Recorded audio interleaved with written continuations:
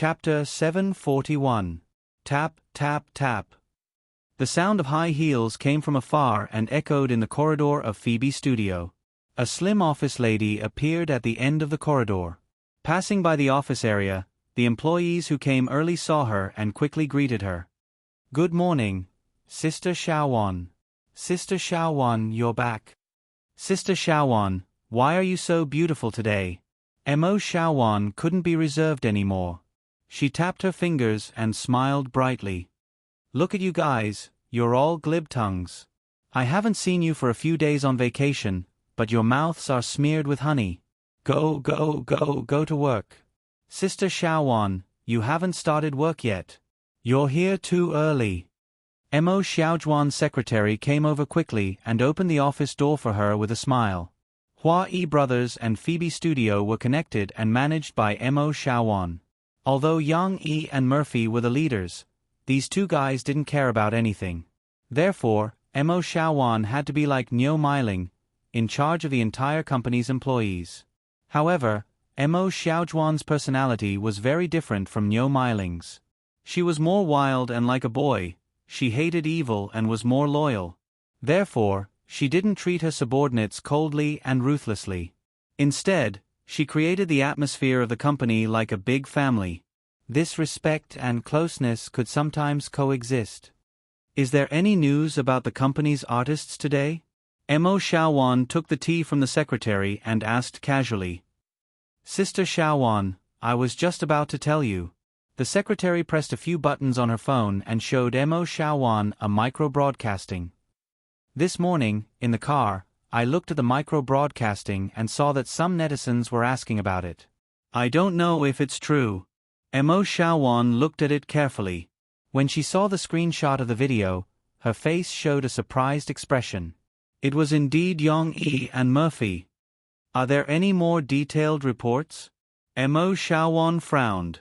The only information that she could decipher from the netizens' vague micro-broadcasting was that Yang Yi had sung for Murphy and had become popular in the US. The problem is Yang Yi and Murphy are not in the US. "Let me check." The secretary hurriedly picked up her phone and searched the internet. Unexpectedly, it wasn't just micro-broadcasting. During her time in the company, some websites had already reposted the news from the entertainment tabloids and reported on this matter. Mo Xiaowan had a complete understanding of what had happened from the detailed report. "They didn't even inform me that they were causing such a ruckus in Australia." Mo Xiaowan didn't know whether to laugh or cry. When she saw the keyword Australia, she could already confirm that this was not fake news fabricated by netizens. "Sister Shaowan, what should we do? Should we respond?" the secretary asked doubtfully. "I'll call and ask Sister Fei. According to the schedule, they should be back soon." Mo Xiaowan flipped through her notebook and waved her hand to ask the secretary to leave first. "See if Manager AI is here? If she is, ask her to come to my office." Xiao AI was the manager of the public relations department, so Mo Xiaowan still had to discuss with her. The phone rang again and again, but Murphy did not pick it up. "Are they not back yet? But if they are still on the plane, their phone should be turned off." Mo Xiaowan mumbled. Just as she was about to hang up, the phone was picked up. "Hello." Mo Fei's sleepy voice came from the other side of the phone. It was still a nasal sound. "Sister, it's me. You're still sleeping?" Mo Xiaowan asked in surprise. "You're not back from Australia yet?" "We're back." Murphy yawned and was a little more awake. "I didn't sleep well on the plane last night. Mommy refused to sleep and caused a ruckus for a long time. I just came back and came to the hotel to rest. I haven't slept enough yet." "Where are you now?" Mo Xiaowan asked with concern. "Do you want me to send a car to pick you up?" "No, Yang Yi drove." Murphy murmured. "You called early in the morning. Don't tell me you want to disturb my sleep?" "Early in the morning. What time is it now?" Mo Xiaowan said helplessly. "Let's get down to business, sister. Did someone take a video of you and brother-in-law in Australia? Did he give you a video of him singing an English song?" At this time, Xiao Ai knocked on the door of Mo Xiaojuan's office.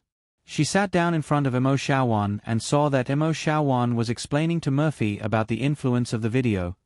Wait, what song did you say it was? Mo Xiaojuan quickly picked up a pen and wrote it down in her notebook. I'm yours.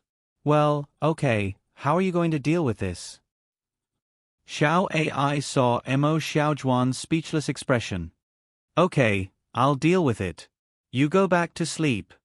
Then, Mo Xiaojuan agreed with a wry smile and hung up the phone. What did Sister Fei say? Xiao Ai asked knowingly. In fact, after working for Murphy for so long, she also knew Murphy's character. She told us to deal with it ourselves or not. Mo Xiaojuan shook her head helplessly at Xiao Ai. She really didn't know what to do with her cousin. Murphy just wanted to sleep on the phone and didn't care about this matter at all. It's like I'm famous? Oh, there's nothing else. Although Sister Fei doesn't care, we can't miss this opportunity. Xiao Ai pondered and said, Sister Fei is also in a semi-comeback state. If she can return to the public's view in this incident, it will be worth dozens of promotions we arranged. This song was written by your boss. That's the name of the song. Mo Xiaojuan copied the song name on a sticker and handed it to Xiao Ai. You can make some appropriate responses. When they come back to Zhongqing later, I'll ask them for some photos. Seize the opportunity and moderate the publicity. We'll do what we need to do. In Shanghai, after Murphy was woken up by Mo Xiaojuan, she was in a half-asleep state. She curled up in bed in a daze until she heard Tong Tong crying. The little guy woke up. Murphy couldn't rest, so she had to get up, change Tong Tong's diaper, and feed him. While she was doing this, the door was pushed open and Yang Yi walked in with Shi Shi. He had just taken Shi Shi to the restaurant downstairs for breakfast. At this moment, Yang Yi also came up with a large bag of packed breakfast in his hand. Mom, Papa and I bought breakfast for you. She giggled as soon as she entered the door. She threw half of her body on the bed and chattered to her mother for praise. It's good that you're awake. It's still warm. Yang Yi smiled and opened the bag on the table in the hotel room. He took out the breakfast inside one by one and introduced it to Murphy. Blood glutinous rice mixed with meat sauce, fried dough sticks, and tea eggs. Don't think that this name is bad, but it's actually the best local breakfast in Shanghai in this hotel. This is soup dumplings, your favorite. Shanghai wonton, soy milk. She jumped out of bed, licked her little tongue, and pointed at the rice dumplings and said to Murphy, Mom, this is super delicious. The little girl's stomach was already bulging, but she had already lost her appetite. Just listening to you guys, my stomach is growling. Murphy smiled and hooked Shishi's little face. At this time, your stomach should be hungry. Yang Yi stretched out his hand. Give me the rice dumplings. You go eat breakfast. Murphy sweetly agreed. Her heart was overflowing with happiness at this moment. Murphy ate breakfast while chatting about what Mo Xiaojuan called in the morning. Yang Yi and Shi were playing with Tong Tong who was lying on the bed. The little guy tried to turn over, which was a new skill he had mastered not long ago. Compared to turning over with the help of his mother's strength, Tong Tong could now turn over on his own. Moreover, he was very interested in this sport and enjoyed turning over and over. It should be that Ba girl who took it. It's normal for it to be popular. Who asked me to sing you such a good song? Yang Yi casually responded. Yang Yi's attitude was similar to Murphy's. Anyway, they were already public figures. These popularity and media reports could be completely ignored. No matter how others made a fuss, it would not affect the peaceful life of their family. However, after hearing Yang Yi's words, Murphy immediately turned her head and swept her sharp eyes over. You really paid attention to her at that time. Chapter 742. Some people were happy while others were sad. Li Man went to Xiongnan to record High Energy Challenge, as usual today. However, as soon as she got off the plane, she was surrounded by reporters at the airport exit. Li Man, photos of Do Zoon being in intimate contact with a man in a nightclub. What do you think? Is it true that your relationship with Do Zoon is broken and that your marriage is only in name? Zhuo Zai once again summed up the evidence of your relationship problems with Do Zoon. For example, you rarely hold hands in the same frame. How do you plan to respond to these questions? The reporters blocked Li Manman's way and bombarded her with questions. Li Manman took He Chao without any expression.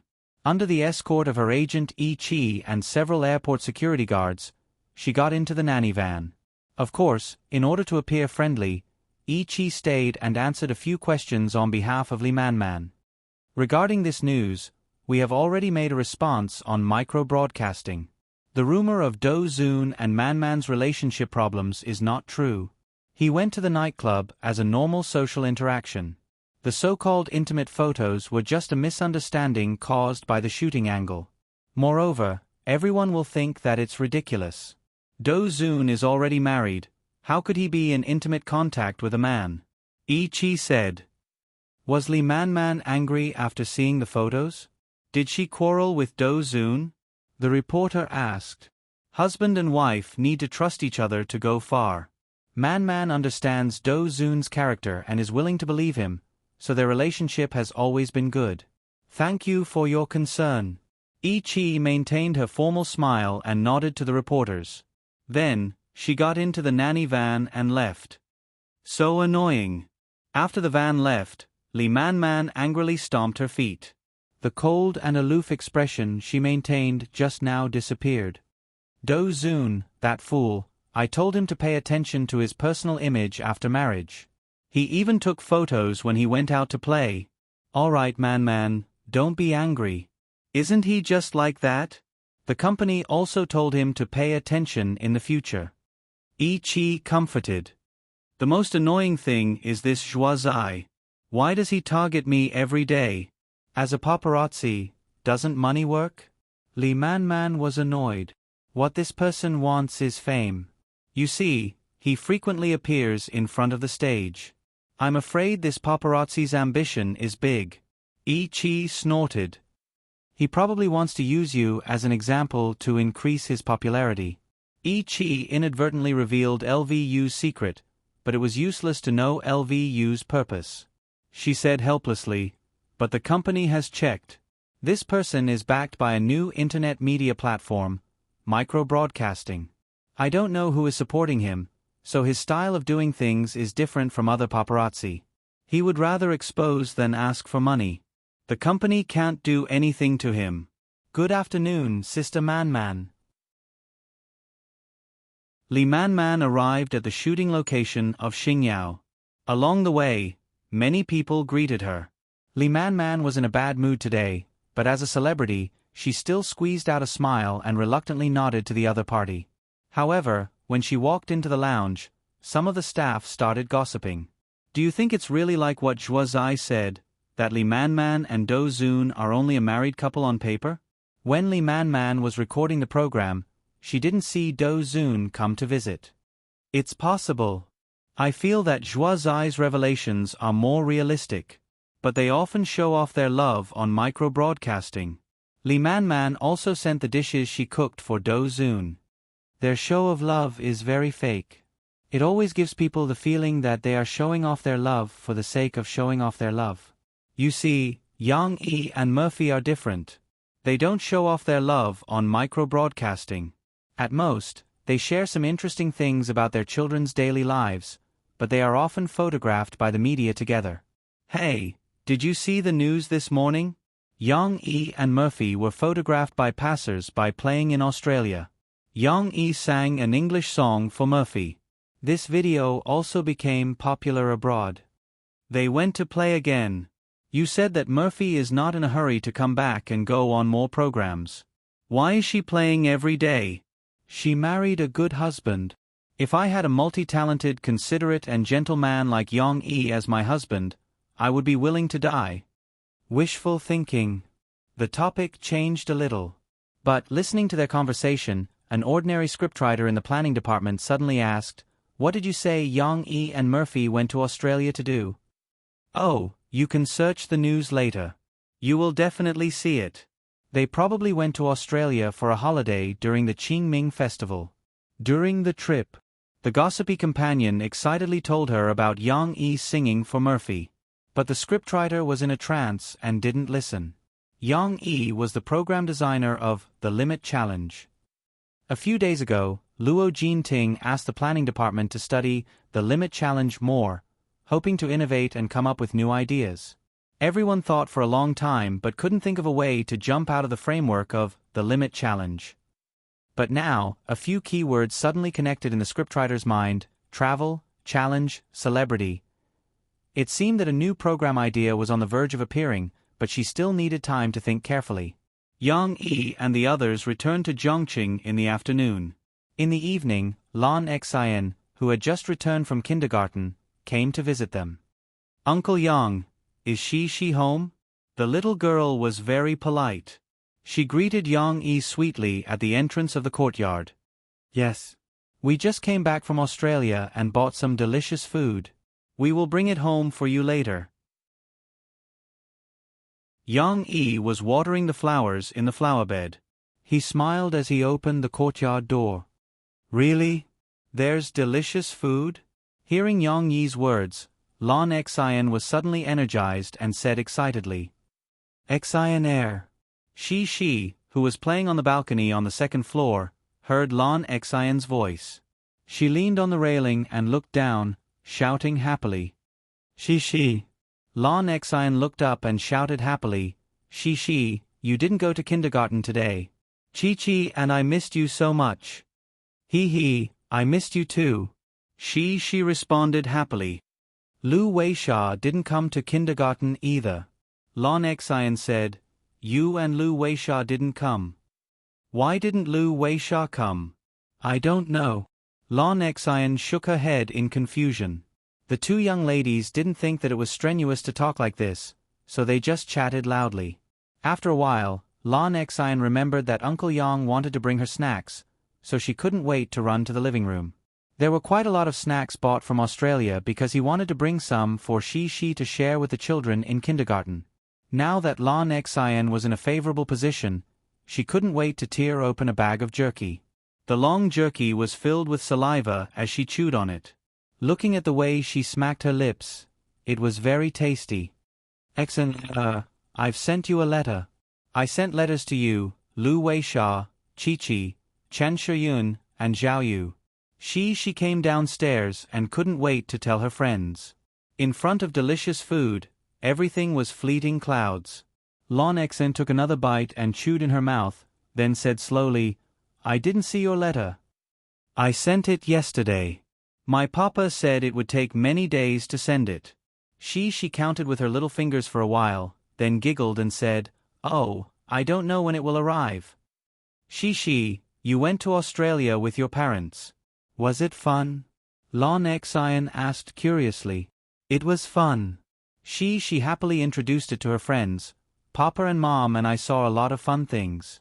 There was a big giraffe, but Papa said we couldn't buy it back," she said excitedly, while Lan Xian ate excitedly, occasionally looking up at Shi.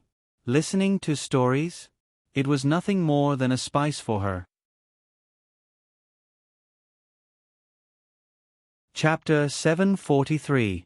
Lu Weisha did not come to school for several days in a row. The kindergarten teacher only told other concerned children that Lu Weisha had not returned home yet, so this situation lasted for a week. A new Monday arrived. Yang Yi sent Shi to kindergarten. When he was about to walk out of the gate of Springfield Kindergarten, he finally saw a familiar figure. David. He was standing beside his car, looking at the kindergarten's teaching building, and his gaze fell on the location of the upper class. "David." Yang Yi greeted him with a smile. Yang Yi spoke Swedish, and he had a lot of topics to talk about with him.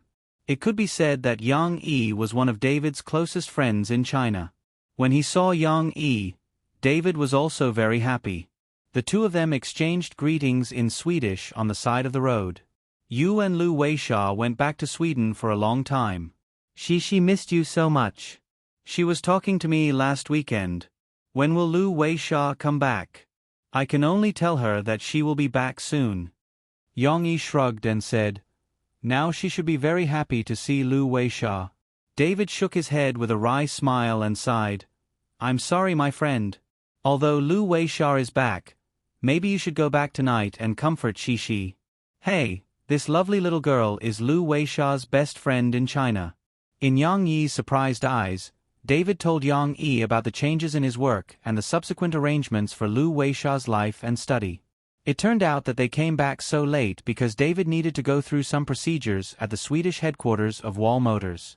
Originally, David did not intend to bring Lu Weisha back to China because Maria would not come back. She would stay in Sweden to help David take care of his life after he came back. However, Lu Weisha missed Shi and the others, so she had to say goodbye to her good friends. Lu Weisha couldn't bear to leave her friends and cried in Sweden for a few days. "I could only bring her here so that she could play with her friends for a few more days. When I'm done handing over my work at the end of the month, we have to go home. In the future, Lu Weisha will also need to go to primary school in Sweden." David sighed. By the end of the month? It was already late April, and there was only 1 week left. "I can understand. After all, your hometown is Sweden." Yang Yi gently patted David's shoulder and said calmly, "It's okay. Even if they are halfway across the globe, I believe they will still remember this friendship and the joy of the past year." Having said that, Yang Yi could imagine how sad Shi would be when she found out about this. Shi was a girl who valued relationships a lot. It could be seen from the way she kept talking about writing to Lu Weisha when she was traveling in Australia. Compared to his daughter, Yang Yi felt a little ashamed. When he treated friendship, he was actually a little indifferent. Especially when he got along with David, he completely interpreted the old saying, "The friendship between gentlemen is as indifferent as water." Hearing the news that David, his friend, was leaving, his heart did not waver. He was only more concerned about how sad she would be. "Would you like a cup of coffee?" Yang Yi felt that he should learn from his daughter and invited David. David had just returned to China, and now was the time to hand over his duties. He was not in a hurry to go back to work, so he gladly accepted the invitation. It was the same coffee shop on the corner. Ding Xiang and Guazi had already returned from Shanghai before the Qingming festival.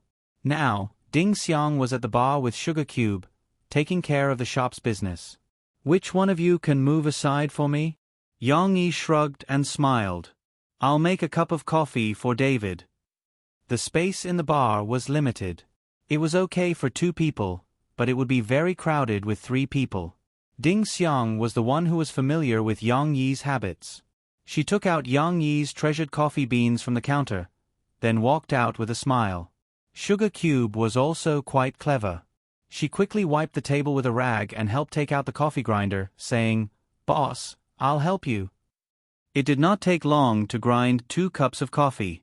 After a while, Yang Yi and David held the coffee and leaned against the bar, drinking and chatting.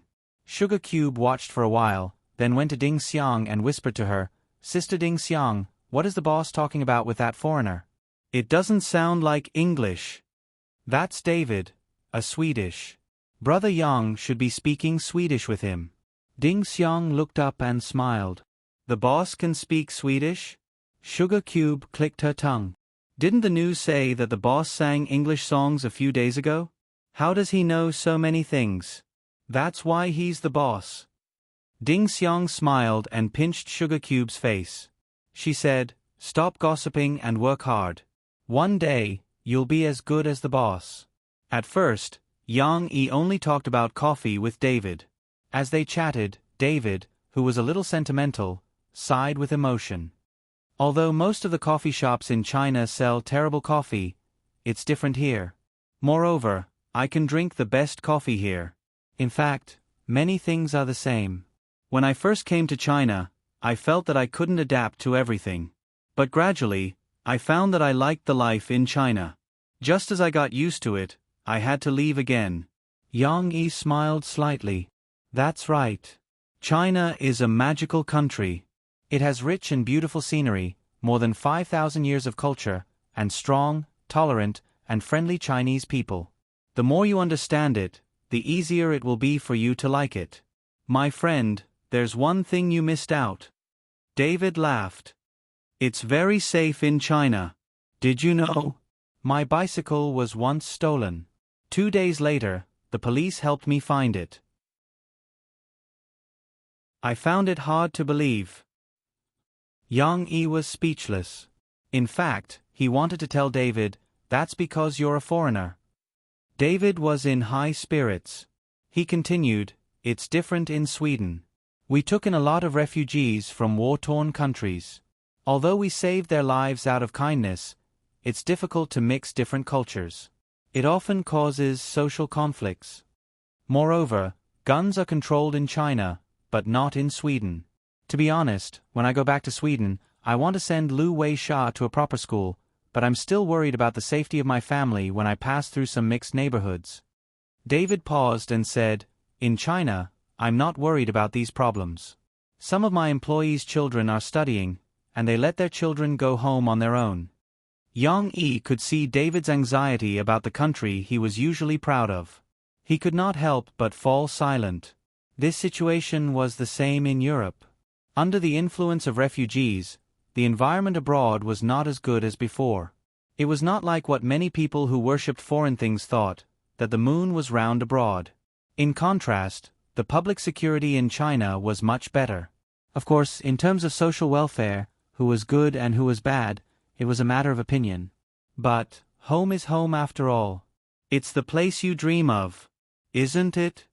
Yang Yi could only say this to David. David had also figured this out. He smiled brightly and said, "Yes, home is home. No matter what, I still love Sweden, my hometown." "No matter what, I'd like to congratulate you on your promotion, my friend," Yang Yi said with a smile. "Thank you, Yang. If you and your children come to Sweden to play, you must look for me. I'll take you to try Swedish coffee and berry pie." David drank his coffee and said goodbye to Yang Yi.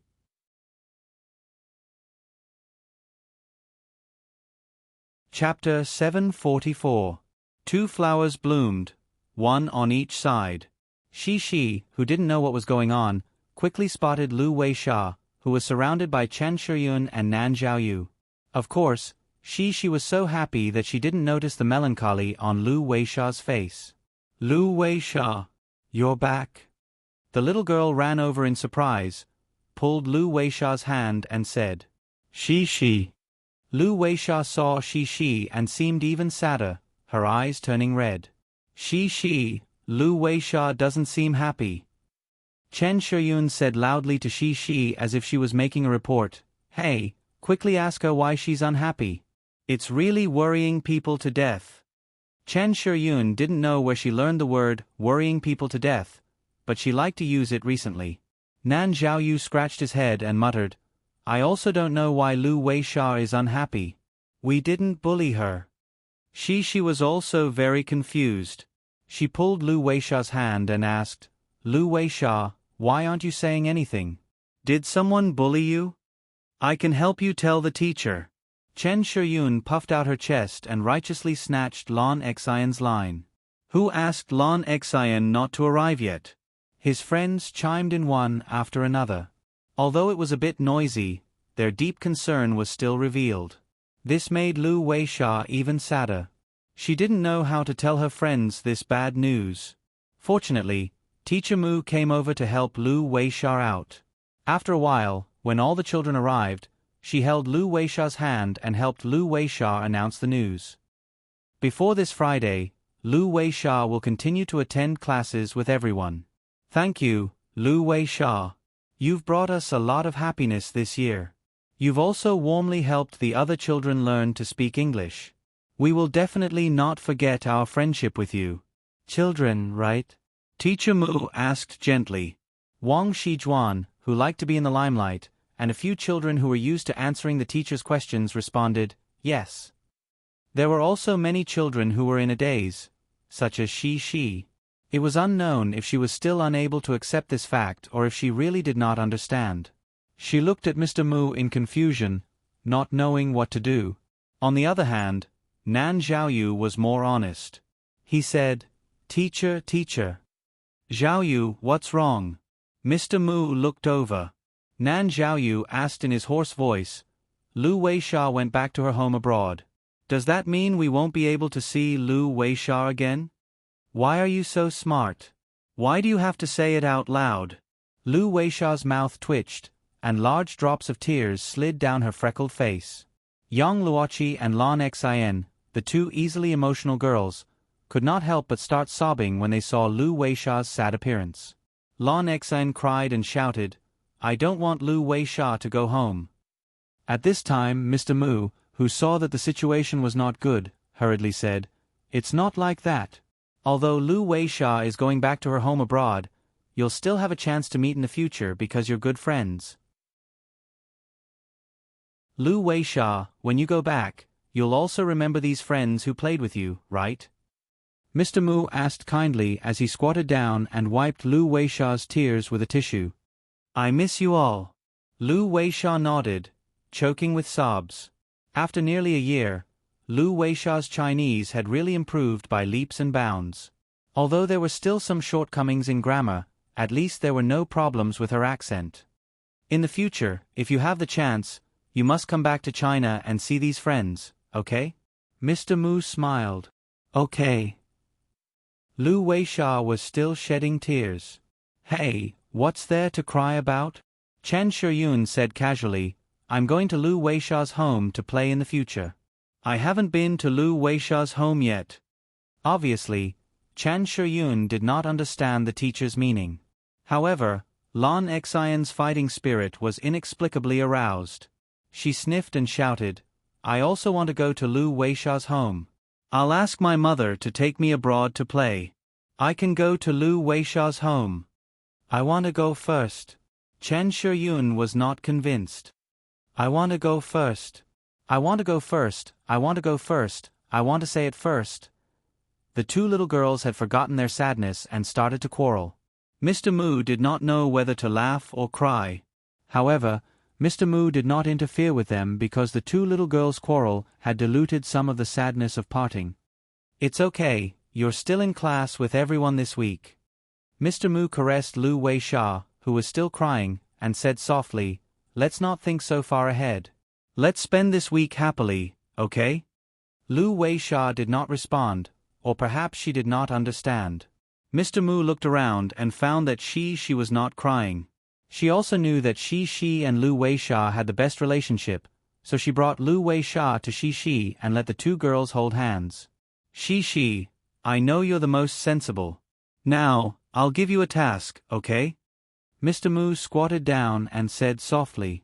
In fact, when she found out that Lu Weisha was going to leave everyone and go abroad, she was also very sad. She's eyes were red. However, when the little girl saw Lu Weisha's helpless look, she did not know why, but she did not cry.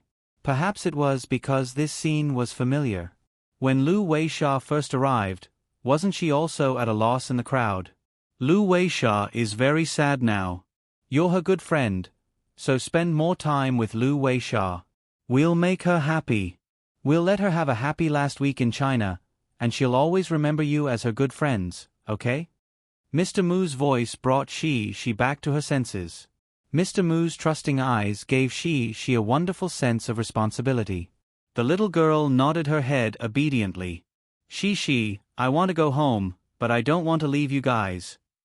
After Mr. Mu left, Lu Weisha suddenly spoke in Swedish, as if she had opened up a chatterbox. Lu Weisha, don't be sad. Shiyun told Xian Air that we'll go to your house to visit you and play with you. She also spoke in Swedish. Compared to a year ago, Shi's Swedish was much more fluent. Will you come too? Lu Weisha looked at she expectantly. I'll definitely go and play with you. She nodded her head seriously. Really? Lu Weisha asked in surprise with tears in her eyes.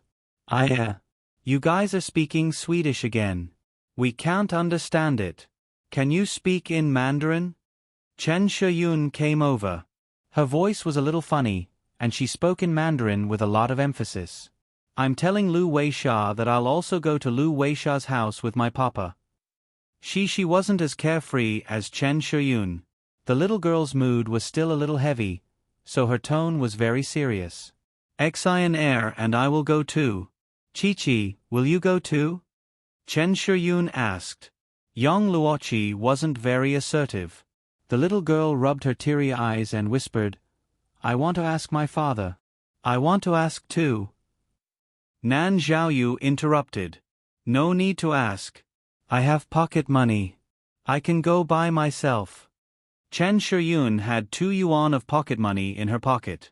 She was so generous that she waved her hand and said generously, I also have a lot of pocket money and a red packet for the spring festival. My mom bought me 2 big pigs and asked me to save them. She said, but I think my papa can take me there. Lon Xian was very good at managing money. Her eyes lit up and she said, your father can take you there. You can give your pocket money to Chi-Chi and Xiaoyu so that they can go too. Yes, Xian, that's a good idea. Chen Shiyun said excitedly. Young Luoqi and Nan Xiaoyu looked at Shi expectantly. Shi, who now had 2 piggy banks, had become the hope of the whole village. The little girl was a little reluctant, but she nodded generously and said, well, I'll give it to Chi-Chi and Xiaoyu. Young Luoqi and Nan Xiaoyu both laughed happily. Perhaps because of their smiles, Lu Weisha felt warm in her heart and her sadness faded a lot. Lu Weisha hugged Shi's arm and said excitedly, I'll come to China to play with you too. My father will agree. We'll always be good friends. It seemed that the little guys had recovered. Shi also told Lu Weisha the story of her trip to Australia. Lon Xian and the others, who had heard it several times, even chimed in to help. It was a lively scene as usual. At noon, in the studio, Murphy, who had just received the news and was worried, asked Yang Yi to call. Yang Yi was a little surprised by Teacher Mu's response. Teacher said that she didn't cry, and she did a great job. She even helped Teacher to comfort Lu Weisha. Yang Yi put down his phone and said to Murphy in confusion, That's my daughter. Look, she did a great job. She's so sensible.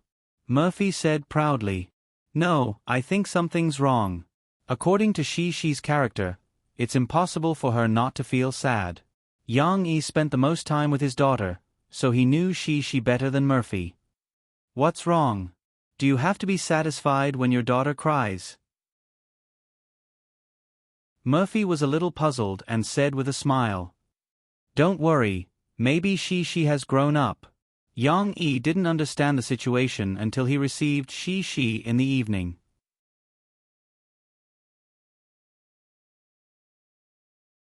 Chapter 745. Today, Yang Yi was still the same as before. He didn't let Shi wait for long and came early. After a while, Mr. Mu appeared in the classroom with him. Young Shi, your father is here to pick you up. Goodbye, Shi. She was very popular. As soon as she woke up, the classroom was filled with people saying goodbye to her. Of course, many children's voices were filled with envy. They also wanted their parents to come and pick them up earlier. In the past, Shi would respond enthusiastically. But today, she seemed to be in low spirits and forgot to respond, especially when she saw her father's concerned eyes. The little girl carried her small school bag and slowly walked over. Her small body leaned into her father's arms as he squatted down. Yang Yi felt his daughter hugging his neck and her small head leaning over. It was very similar to how she used to behave when she was sad. He seemed to understand something.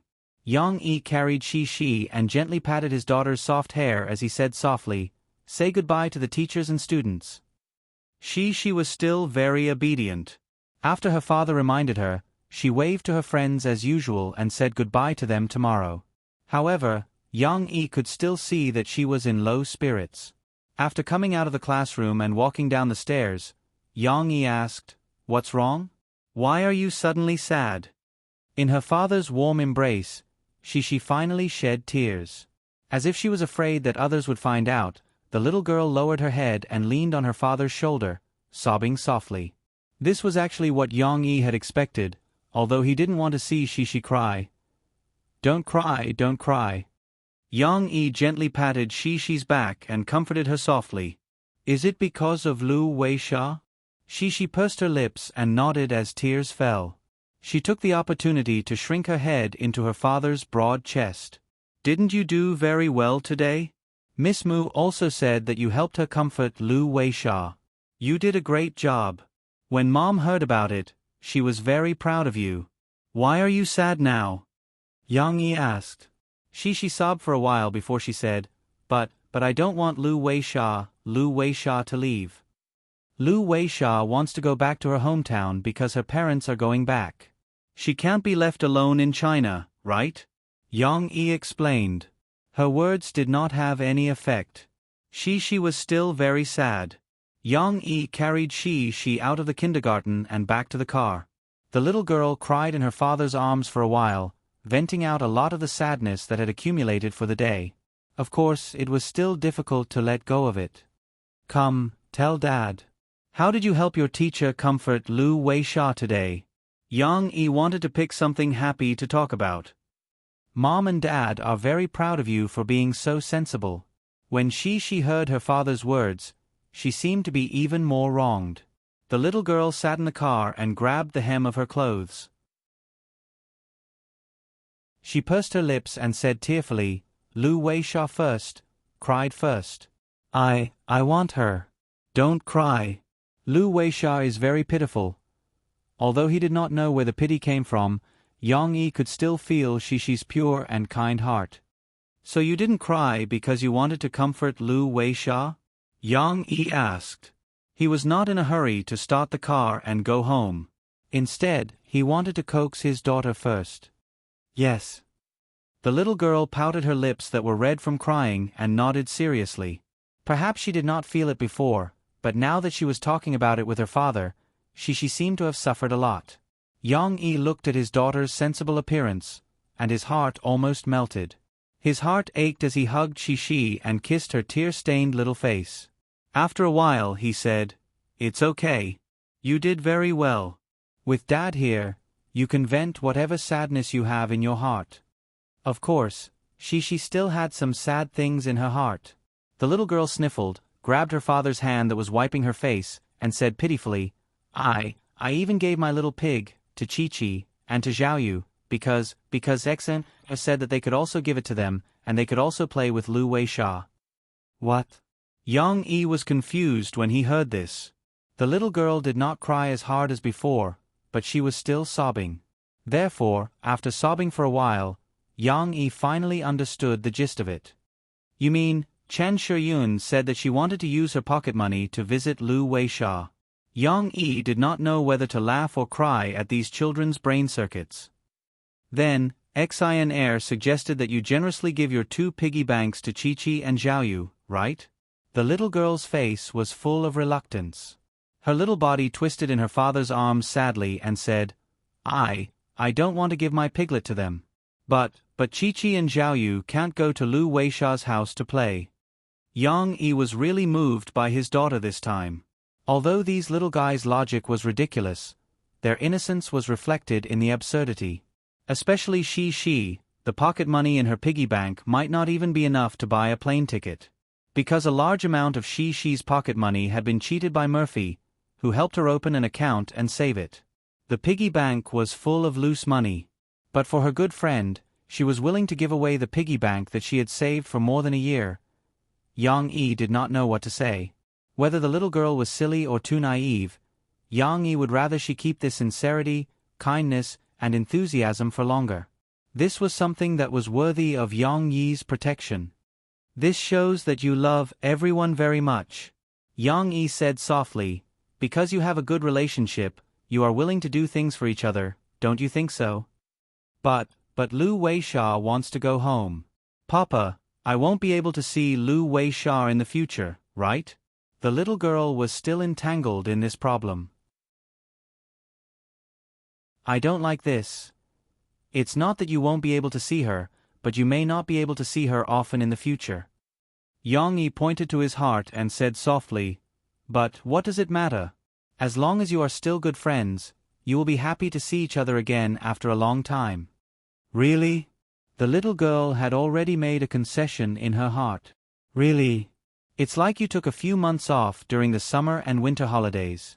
You didn't see each other, but when school started, you were still very happy. It's the same principle, but it may take a longer time, maybe a few more months, to see each other again. But it doesn't matter, in addition to seeing each other, you can also call each other, or chat online with Lu Weisha about your recent situation. Yang Yi said with a smile. Just like me and Grandpa? She quickly understood. Yes. Yang Yi smiled and patted She's little head.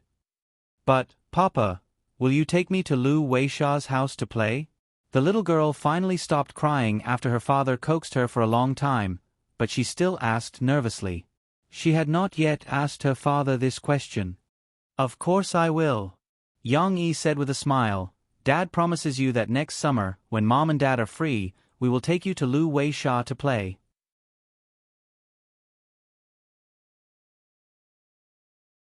Chapter 746. She was not completely happy. After all, although Lu Weisha could still play with them for a week, and although they could still see Lu Weisha in the future, she still knew that after Lu Weisha returned to China, there would be fewer opportunities for them to see each other. Therefore, when the little girl went to kindergarten the next day, she was still in low spirits. However, Yang Yi did not try to persuade Shi anymore. He only tried to guide her a little so that she would not get into a dead end. All good things must come to an end. Everyone would experience such disappointment, and Shi was no exception. Yang Yi believed that there was no need to interfere too much. After a few days, Cici would be able to walk out of this matter. After all, how could a child hide so many things in her heart? Sometimes, it was hard to tell whether she was precocious or precocious. Compared to children of the same age, she was not only tall, but also obviously smarter. She learned things very quickly and was very sensible at the same time. Sometimes, she was so sensible that it made people feel sorry for her. For example, when it came to her concern for Lu Weisha, Yang Yi would actually rather that she cried like Lan Xian and then continued to eat, drink, and play without a care. However, it was not right to say that she was precocious, because she was still very naive like a piggy bank. She still foolishly believed in Lan Xian's wild ideas. Another example was that she believed in the existence of a fairy tale world. Although she rarely talked about it, the little girl would sometimes sing, "Let's go," and still look forward to seeing Sister Elsa one day. There was a small episode about the piggy bank. After Yang Yi and Murphy talked about it in the evening, Murphy felt emotional and felt that it was interesting. She could not help but share this naive little story of the children on micro-broadcasting. Yang Yi followed and shared some details. For example, she was considerate when she took care of her foreign classmates, and Shi's tears only fell when she threw herself into her father's arms after school.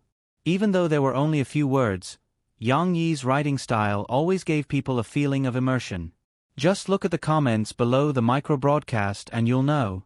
Although Yang Yi, this bastard, still doesn't give Shi a picture, why does my mind keep thinking of Shi's tearful face? My heart aches. How can I let my wife be wronged? Although you are my father-in-law, I still have to fight for my wife. She is so sensible. I feel that Yang Yi and Murphy are good at educating her. Share more parenting tips. Our family's devil is 2 years older than Cici, but he only knows how to be naughty every day. I really want to give Shi a hug. Once I hug her, I can't bear to let go. Shi actually has foreign classmates? I can't help but lament the life of the rich. The children of celebrities receive a superior education. This comment was a little sour. I love Shi so much. The autistic Wang Mai in the movie actually has so many friends in real life. It's a pity that Yang Yi doesn't bring his child to variety shows. Except for a few scenes, I never see Shi again. Previous poster, let me remind you. In the video of Yang Yi singing for Murphy in Australia, Shi appeared. Shi popped her head out of the beach chair and watched her father sing. She looked so cute. Could it be that this story was deliberately made up? It's too cute. How can a little girl who is not even 6 years old know so much? Anyway, I've seen children who can't even speak properly at such a young age. How can they hold back their sad emotions? Previous poster, your logic is a little far-fetched. Children in this world are not all made from the same mold. What's so strange about she being a little more sensible?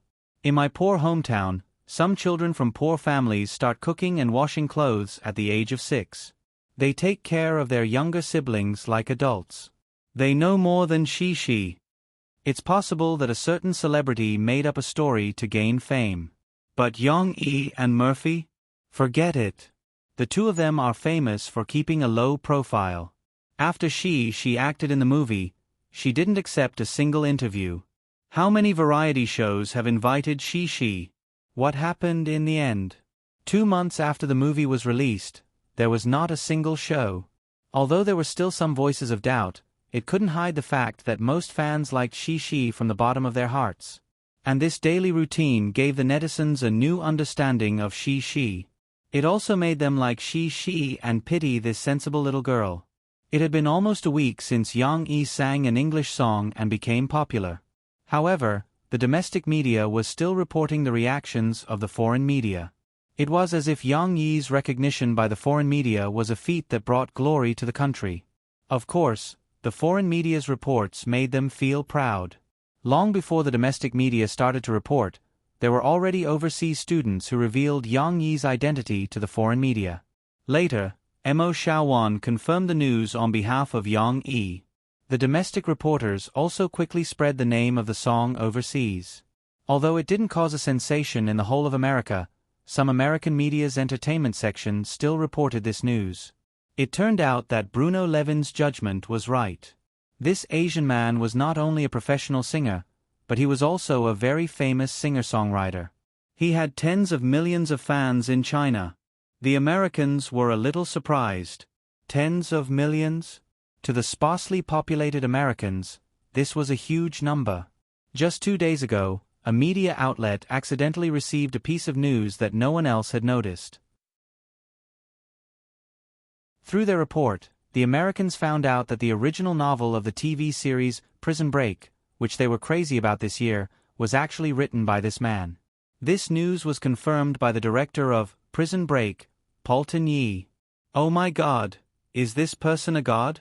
To be able to write such a beautiful song and to come up with such a wonderful plot like Prison Break. A reporter expressed his shock in his column. Compared to a song that didn't have a source, the news of the already popular Prison Break was more eye-catching. The domestic media also crazily reposted the foreign news and hyped up Young-E as a national hero. He had conquered the Americans. Of course, these rumors were all exaggerated. Young-E did not conquer the Americans. The Americans only sighed with emotion and then gave up. They wouldn't waste too much energy on an Asian. Only some domestic media outlets and domestic fans were still celebrating. However, Young-E did not participate. He was in a good mood. No matter how the domestic media reported, he did not respond and did not get complacent. After a short break, Young-E and Murphy started to work again. Young-E wanted to release an English song himself. Of course, he did not want to be the only one in the limelight. Under Young-E's coaxing, Murphy also recorded Let's Go with him. It was not that the two of them had to be inseparable. Young-E felt that this was a good opportunity. It was rare for there to be so much international attention. It was a good opportunity to push Murphy out of the country. Young-E was very curious. With Murphy's singing skills, how high could she reach in the international market? That afternoon, Young-E and Murphy came out of the recording studio. Mo Xiaowan walked in with a notebook and reported to them, "Sis, brother-in-law, there are 2 things now. The first is about Sister Luo Xian. She wants to invite. It's best if the 2 of you can go on her Jixin interview." Mo Xiaowan looked at Young-E and the others. She hesitated for a moment and said, "Sister Luo Xian means that it's best to invite the 2 of you. If it's not possible, either you or brother-in-law can go. However, I feel that Sister Luo Xian's favor." Yes, the favor was the biggest problem. Luo Xian helped a lot to get the Shanghai TV station. Of course, even if this was not mentioned, Luo Xian and Murphy were close. She was one of Murphy's few good friends in the industry. Since she made this invitation, Mo Fei was too embarrassed to refuse. Let's go. We'll go together. Yang Yi nodded at Murphy and made the decision for the troubled Murphy. Obviously, Luo Xin also wanted to freeload. The second thing is that when you were recording the song, director Chan Fengchen called. He wants to meet brother-in-law at the coffee shop tomorrow. Mo Xiaowan said. Director Chen came to Rivertown? Murphy was a little surprised. Hasn't Drawing Sword finished filming? Mo Xiaowan also shook her head in confusion. She did not know why Chen Fengchen was looking for Yang Yi. This old man doesn't visit without a reason.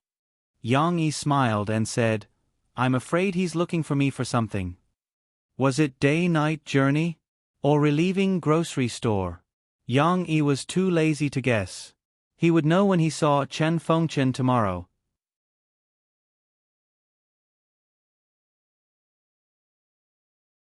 Chapter 747.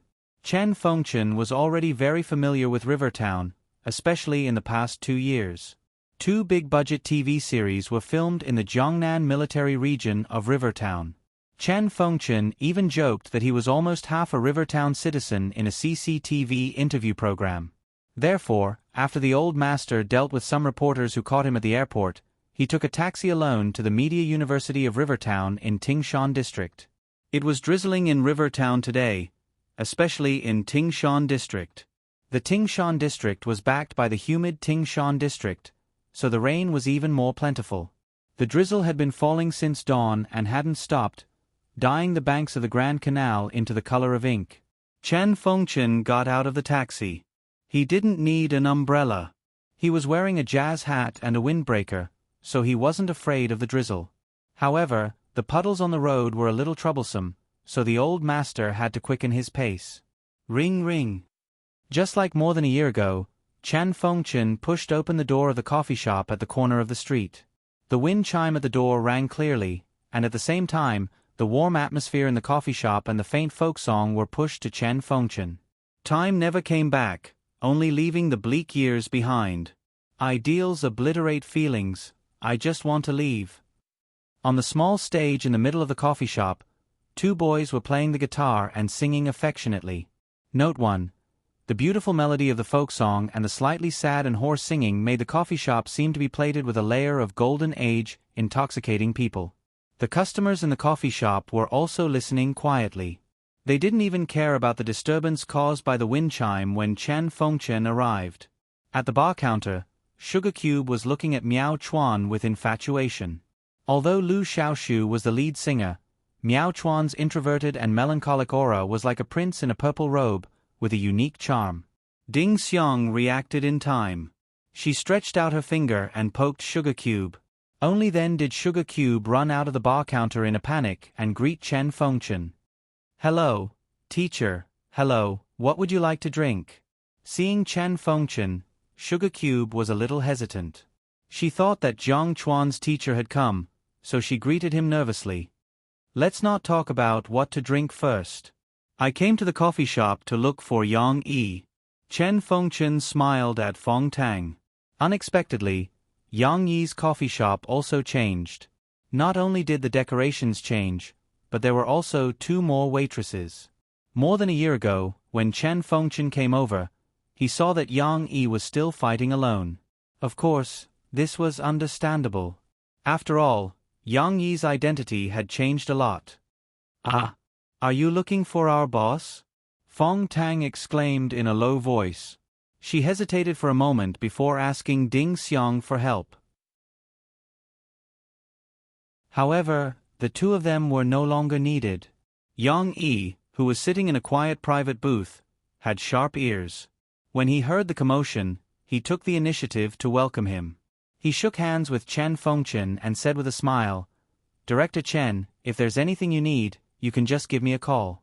Why do you have to come to Zhongqing personally? And it's raining outside. Until now, Yang Yi still didn't know that Chen Fengchen came in a taxi. He thought that such a big director like Chen Fengchen would have a private car to send him to Zhongqing. I might be old, but my body is still robust. Walking around more is healthier than staying at home all day long. Chen Fengchen said without any trace of politeness as he continued, but of course, I'm here to discuss something important with you. Yang Yi led Chen Fengchen to his private booth. Chen Fengchen liked to drink tea, so Yang Yi had already prepared a tea set. He made tea while chatting with Chen Fengchen. Sitting down and waiting, reality has made me understand that the place where the dream collapsed is now covered with moss. While Yang Yi was making tea, Thousand Mile Chuanshu's song gradually came to an end, and the deep sorrow in the lyrics came back to haunt him. What's wrong with the two kids singing in your coffee shop? Why are their songs so lifeless? Chen Fengchen didn't get straight to the point. Instead, he frowned and said with dissatisfaction, young people should be filled with hope for the future. Their voices must be filled with vitality. Yang Yi smiled and told Chen Fengchen about Qianli Chuanshu's experience. Wait a minute. You're talking about Tang Rong from Xiongnan? Chen Fengchen had heard of him. You did this? Chen Fengchen was indeed experienced. He immediately sensed that something was wrong. What does it have to do with me? I just couldn't stand it, so I paid for their lawsuit. Tang Rong was investigated. Someone who hated him for a long time probably took the opportunity to give him a fatal stab. Yang Yi obviously wouldn't admit it. He changed the topic. This song, Ideal Monologue, was written when they were at their most desperate. Under such circumstances, it's understandable that they would write desperate lyrics. Chen Fengchen nodded. But people should always look forward. Director Chen, don't worry. They've already adjusted themselves. If you don't believe me, I'll get them to sing a song that was written last month. Yang Yi smiled. He walked out and whispered a few words to Lu Xiaoshu, who had just come down to rest. Lu Xiaoshu nodded. He and Miao Chuan carried their guitars up the stage and gently plucked the strings. Facing the microphone, they said softly, "Sorry, we're back." The students in the coffee shop laughed. However, they didn't make a ruckus. They didn't want to disturb the peaceful atmosphere of the coffee shop. This time, I'll bring you our new song. Of course, some of you have already heard Growing Up Gradually several times. Lu Xiaoshu finished his simple speech and started to play. Note 2. Yang Yi boiled water and used the posture of Kung Fu tea to brew tea. He washed the cup and brewed tea again. Then, he poured a cup for Chen Fengchen. Chen Fengchen drank while listening. There's always a gap between people. There's always a problem in life. There's always too much hope. In the end, if things don't go your way, it'll be extinguished by time. This phrase was actually still filled with confusion and confusion. It still conveyed negative energy. Chen Fengchen couldn't help but look at Yang Yi. However, although the second verse was still hummed slowly, the meaning of the lyrics had changed. Since I'm still growing up, then I'll struggle bravely and realistically. I've always believed that dreams will eventually bloom into flowers. Growing Up Gradually was about a person who walked into society full of expectations. After encountering setbacks, he experienced confusion. In the end, he chose to face the difficulties bravely and fight bravely. In fact, this song was also describing the feelings of Thousand Miles Chuanshu and the others for the past 2 years. However, here, they turned the various deceptions and restrictions they encountered into common problems that people encountered in society. Chen Fengchen listened to Thousand Miles Chuanshu's ballad very respectfully before revealing a satisfied smile. That's right. Young people should be full of confidence in life. If you don't dare to continue after encountering a small problem, then you're a coward. Director Chen, if I'm not mistaken, you should still be busy editing Drawing Sword. You took the time out of your busy schedule to come to me. Don't tell me you want to talk to me about this? Yang Yi smiled. Which of my works have you taken a fancy to? However, Chen Fengchen surprised Yang Yi. He took out a thin book from his bag, pointed at the title, and said, Shawshank's Redemption. Shawshank's Redemption? Yang Yi looked at Chen Fengchen in surprise. He frowned and said, Director Chen, you should be able to see that the story I wrote in this book is aimed at making a movie, right? But you're shooting a TV series. Kid, you're underestimating me.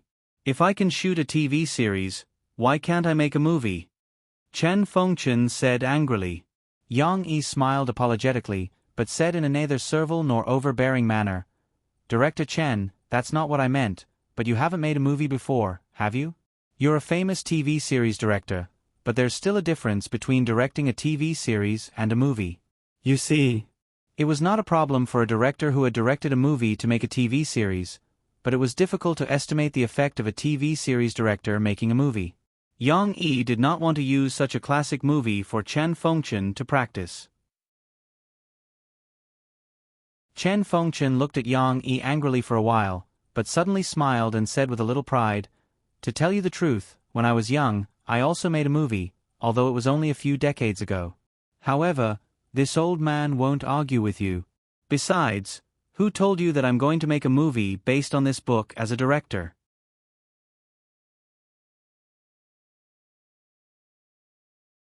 Chapter 748. Yang Yi was dumbfounded. What does this mean? This is... not as a director? Aren't you the director? Yang Yi frowned. However, he reacted in the next second. Looking at Chen Fengchen's white hair and wrinkles on his face, he seemed to have understood something. He asked uncertainly, Director Chen, you want to be an actor? Chen Fengchen looked into Yang Yi's eyes and said with slight satisfaction, Your brain is still very flexible. Which role do you want to play? Fu Rueda? Yang Yi's frown did not loosen. He did not think that Chen Fengchen was suitable for the role of Fu Rueda. Fu Rueda was considered a supporting actor similar to the male lead. It was not necessary to play Fu Rueda at a certain age. At the very least, one had to be a veteran actor with the acting skills of a best actor in this world. Moreover, Fu Rueda's bones were bigger, which allowed him to be like a fish in water in prison in his early years. Chen Fengchen was not tall, less than 1.7 meters tall. As time passed, he even shrank a little. I want to play old Bu Rook, Chen Fengchen said. Bu Rook was the old prisoner who was affectionately called Old Bu by everyone. He was the manager of the prison library.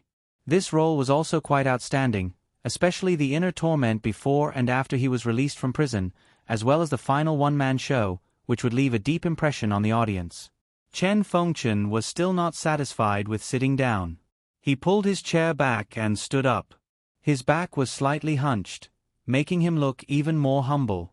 However, when paired with his slightly open mouth and stiff facial muscles, he looked like he had aged 10 years. The old man's left hand seemed to be holding something. He was performing an intangible performance. He walked on the spot, but his steps were unsteady. He looked to the left in confusion, then he staggered slightly to the side. The posture of his legs was as if it had been honed over the years in prison. Yang Yi remembered this scene. Old Bu came out of prison and walked on the street, but he saw the outside world that was completely unfamiliar to him. He saw the streets full of cars. Although he was moving forward, he lost his direction. Chen Fengchen was acting out this scene. Yang Yi didn't know if Chen Fengchen had ever been an actor before, but he guessed that as a director, Chen Fengchen must have tried out a character he liked. Plus, as a director, he knew how to act in order to achieve the desired effect of the script. From the looks of it, the old man's acting wasn't bad. Chen Fengchen's stooped body, his hesitation in the crowd, was vividly reflected in his simple movements and eyes. It gave off the feeling of the original old cloth. How is it? After Chen Fengchen finished acting, he sat down and looked at Yang Yi, wanting to get his evaluation. Director Chen, if I were the director, I would really like to let you try out this role, or even act in other parts. For example, the part where Old Bu asks Andy for worms and feeds the birds. Let's see if the effect is as good. Yang Yi said with a wry smile as he shrugged. When Chen Fengchen heard Yang Yi's words, he immediately acted out the scene for Yang Yi. He even pursed his lips slightly, holding the worm that he had just received, and smiled brightly. Although the old man's face had deep wrinkles from his smile, the corners of his mouth were raised high, and the smile that came from the bottom of his heart gave people an inexplicable sense of comfort and joy, as if it was strongly infectious. Yang Yi helplessly watched the old man's outstanding performance. He explained, "Director Chen, I'm not the director, and I haven't started preparing for this movie yet. Before the real director arrives, we have to confirm the actors first." "Isn't that a little inappropriate?" Chen Fengchen put away his humility and revealed an unfathomable smile. "Actually, I'm here today to bring you a director.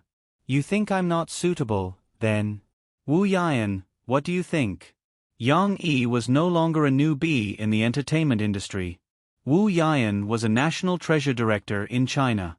Not only had he won countless awards for his movies in China, but he had also filmed many award-winning blockbusters when he came to America to develop his career 20 years ago.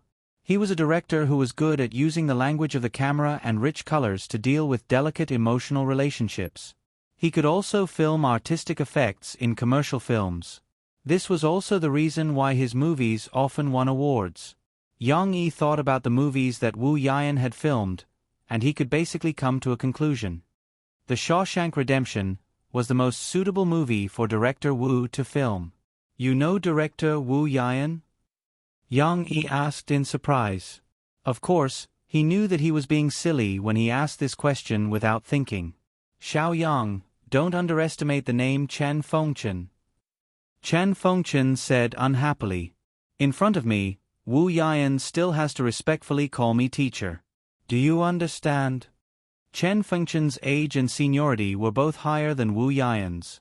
Although Wu Yan's reputation was indeed higher than Chen Fengchen's and his achievements were greater than Chen Fengchen's, Chen Fengchen was still a person of virtue and prestige. Wu Yan had to respectfully address him as teacher.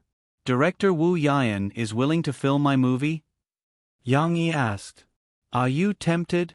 Chen Fengchen saw Yang Yi's expression and knew that things had become simple. He relaxed a little and proudly teased Yang Yi. "Now you see how important your grandpa Chen is, right? Not only can I invite Wu Yan, but I can also help you find many experienced actors with real acting skills. For example, the requirements for the casting of Fu Rueda in your movie are quite high. But let me recommend you one, Li Baogua. What do you think?" Chen Fengchen asked. "Don't tell me you don't know who Li Baogua is?" Yang Yi actually knew this person. Back when he was filming The Fugitive, Xiang Jianglei had instructed Geng Sha to learn from Li Baogua when he was guiding him. Li Baogua could be said to be the Li Xuejian of this world. Although Li Baogua was close to 60 years old, when he was in his 30s, his acting skills were already very good. In a TV series filmed in the 80s, he played a character from 30 years old to 60 years old. And now, when he was close to 60 years old, his acting skills had reached the peak. It could be said that whatever he played, he was exactly like the original character. There was no trace of Li Baogua himself. Xiang Jianglei held Li Baogua in high esteem because of Li Baogua's acting skills. On the other hand, it was because of Li Baogua's professionalism. Being low-key and down-to-earth acting was too rare in this impetuous society. However, Yang Yi heard Chen Fengchen speak as if the casting had already been decided. "Li Baogua is getting on in years. Now that he's taking on fewer shows, if you were to invite him, I'm afraid he might not be able to get you a slot. But if I were to tell him in advance, even if Li Baogua doesn't have a slot, he would still squeeze out a slot." After all, Chen Fengchen and Li Baogua had worked together many times. But that wasn't the point. Yang Yi looked at Chen Fengchen suspiciously and asked, "Director Chen, have you already discussed it with director Wu Yan? Why do I feel like you already have a rough candidate for the role?" Chen Fengchen suddenly felt a little awkward. He didn't expect Yang Yi to be so sharp. He laughed dryly and said, "Aren't I helping you find a role? You tell me, is Li Baogua suitable? If Li Baogua is willing to play the role of Fu Rueda, then it would be perfect." Yang Yi said honestly. "But don't we still have to discuss it with director Wu Yan? And the role of Old Bu? He still has to come back from Europe. He's currently in France for an award." Chen Fengchen saw that Yang Yi had loosened up, so he didn't beat around the bush and said directly, "It will probably take another 3 to 5 days. I saw that your book is being eyed by many film companies, and I'm afraid that some unknown director will ruin a good work, so I came to talk to Wu Yan first." If I had such bad eyesight, the copyright of The Shawshank Redemption would have been sold last month. Yang Yi smiled. I still hope that this movie can be handed over to a suitable director. Isn't that fine? I'll help you find a suitable director, and you help me persuade Wu Yian to give me Old Boo. Chen Fengchen said as he winked at him. He wasn't as humble as when he was playing Old Boo. So you haven't talked to director Wu Yian about you playing the role of Old Boo? Yang Yi didn't know whether to laugh or cry. He was really trapped by this old man.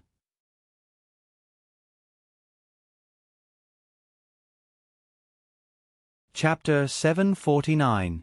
Although Chen Fengchen was beating around the bush, Yang Yi had to admit that the old man had studied the book thoroughly and grasped his desire for a perfect interpretation of the work. The plan provided by the old man was indeed the best director and cast combination that Yang Yi could think of. No, it should be said that Yang Yi couldn't even think of it.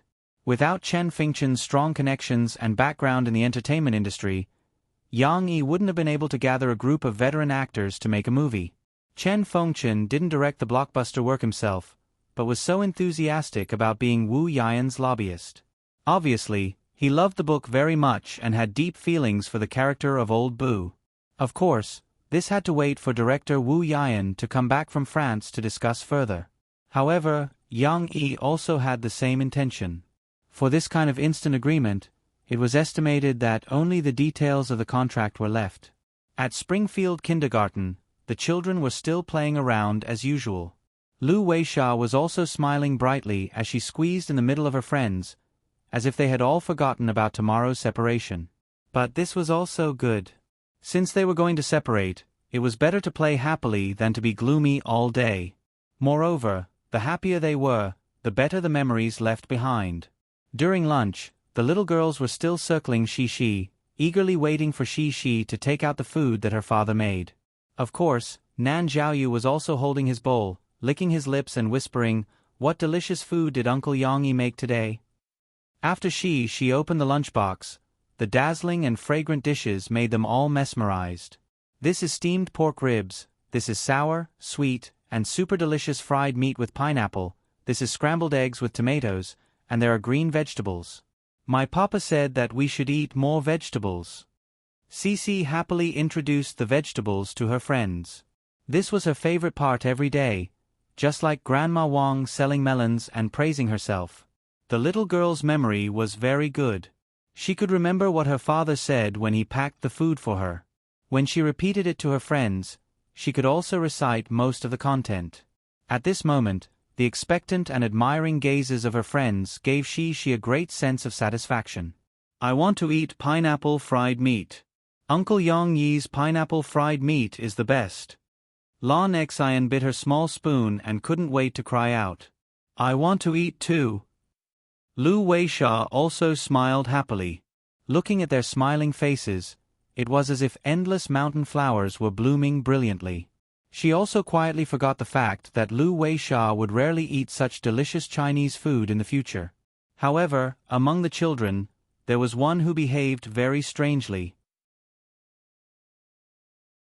When it was time to eat, Chen Shuyun's brows were furrowed, and she didn't fight with Lan Xian and the rest to get her favorite dishes. Instead, she sat there in a daze and grabbed her small spoon, looking as if she had lost her appetite. When everyone's excitement died down and they started to eat, she realized that something was wrong with her friend. Shuyun, why aren't you eating? She asked vaguely with her small mouth full. Chen Shuyun frowned sadly and muttered, I don't want to eat. Why don't you want to eat? Shi's father's pineapple fried meat is super delicious. It's sweet and sour. I love it. Lan Xian swallowed the food in her mouth with all her might before replying. Although Chen Shuyun and Lan Xian were usually in a competitive relationship and the two children often fought for food, now that Chen Shuyun didn't move, Lan Xian's one-man show was meaningless. Lan Xian felt that something was missing. But my teeth don't feel good. Chen Shuyun bared her front teeth and pointed to one of her teeth. She said unhappily, my father said that my tooth is going to fall out. It hurts. It's going to fall out? She turned pale with fright. Why is your tooth falling out? Fortunately, Lu Weisha understood this. She also opened her mouth and revealed her teeth. There was a black hole between the 2 rows of teeth that were still stained with food. Look, my tooth is falling out. Just like Chen Shiyun. Lu Weisha pointed to her teeth and showed them to everyone. My father said that an adult's tooth will grow out. Lu Weisha was somewhat lacking in vocabulary and had to switch to Swedish. Fortunately, she helped to translate. An adult's tooth will grow out? She curiously stood up from her chair and went closer to take a look. The other children also joined in the fun and came around to watch. This was something new. The children all forgot to eat. Hey, Lu Weisha, your tooth is gone. She asked in confusion. My mother said that if a tooth falls out, it will grow back. At this time, Chen Shiyun had new knowledge to share with everyone. In the evening, she returned home. At the dinner table, she remembered the strange thing that happened at noon and told her parents about it. Papa, why did Lu Weisha and Shiyun's teeth fall out? She asked in confusion. At noon, the 6 of them couldn't figure out the reason. After all, their knowledge was still relatively limited. However, before her parents could answer, the little girl tilted her head and suddenly said, "Is it because they don't brush their teeth properly?" Papa, I'm obedient and brush my teeth every day. So my teeth won't fall out, right? Even if you brush your teeth every day, when you reach a certain age, your teeth will fall out. Murphy told she this cruel reality. This is a rule that every child has to go through. Ah! She looked at her mother in surprise. The little bit of luck in her heart disappeared. Look at your brother, he's about to grow teeth. When he grows teeth, the teeth at this stage are called baby teeth, just like your teeth now. When it's time for you to change your teeth, they will fall out and grow new teeth. But it doesn't matter, because after this time, you don't have to change your teeth anymore. The new teeth will accompany you for the rest of your life. Yang Yi explained to his daughter with a smile. But can I not have new teeth? She pursed her lips and said with grievance, "My teeth are very beautiful now. Lu Weisha's teeth fall out, they won't be beautiful anymore." Yang Yi was stunned for a moment. He didn't quite understand. Murphy understood. She chuckled, patted Yang Yi, and said, "Look at your daughter, she loves to be beautiful. She's afraid that if one of her teeth falls out, her mouth will leak air and she won't be beautiful anymore." She nodded seriously, "I don't want to lose my teeth." Yang Yi didn't know whether to laugh or cry. He said to Shi, "Changing teeth is something that everyone has to go through in their growth stage. After you change your teeth, you will be beautiful again. Look at your mother, her teeth are very neat now, aren't they? So don't be afraid. After you change your teeth, you will find that your teeth will become more beautiful. The most important thing is to pay attention to brushing your teeth. If you brush your teeth clean, they won't fall out easily. When you change your teeth in the future, the new teeth will grow back as soon as possible." Murphy said to Shi. She was a little confused when she heard her mother's words. However, the little girl understood a truth: you have to protect your teeth. When they went to bed at night, Yang Yi applied toothpaste for Shi. The little girl looked at him anxiously.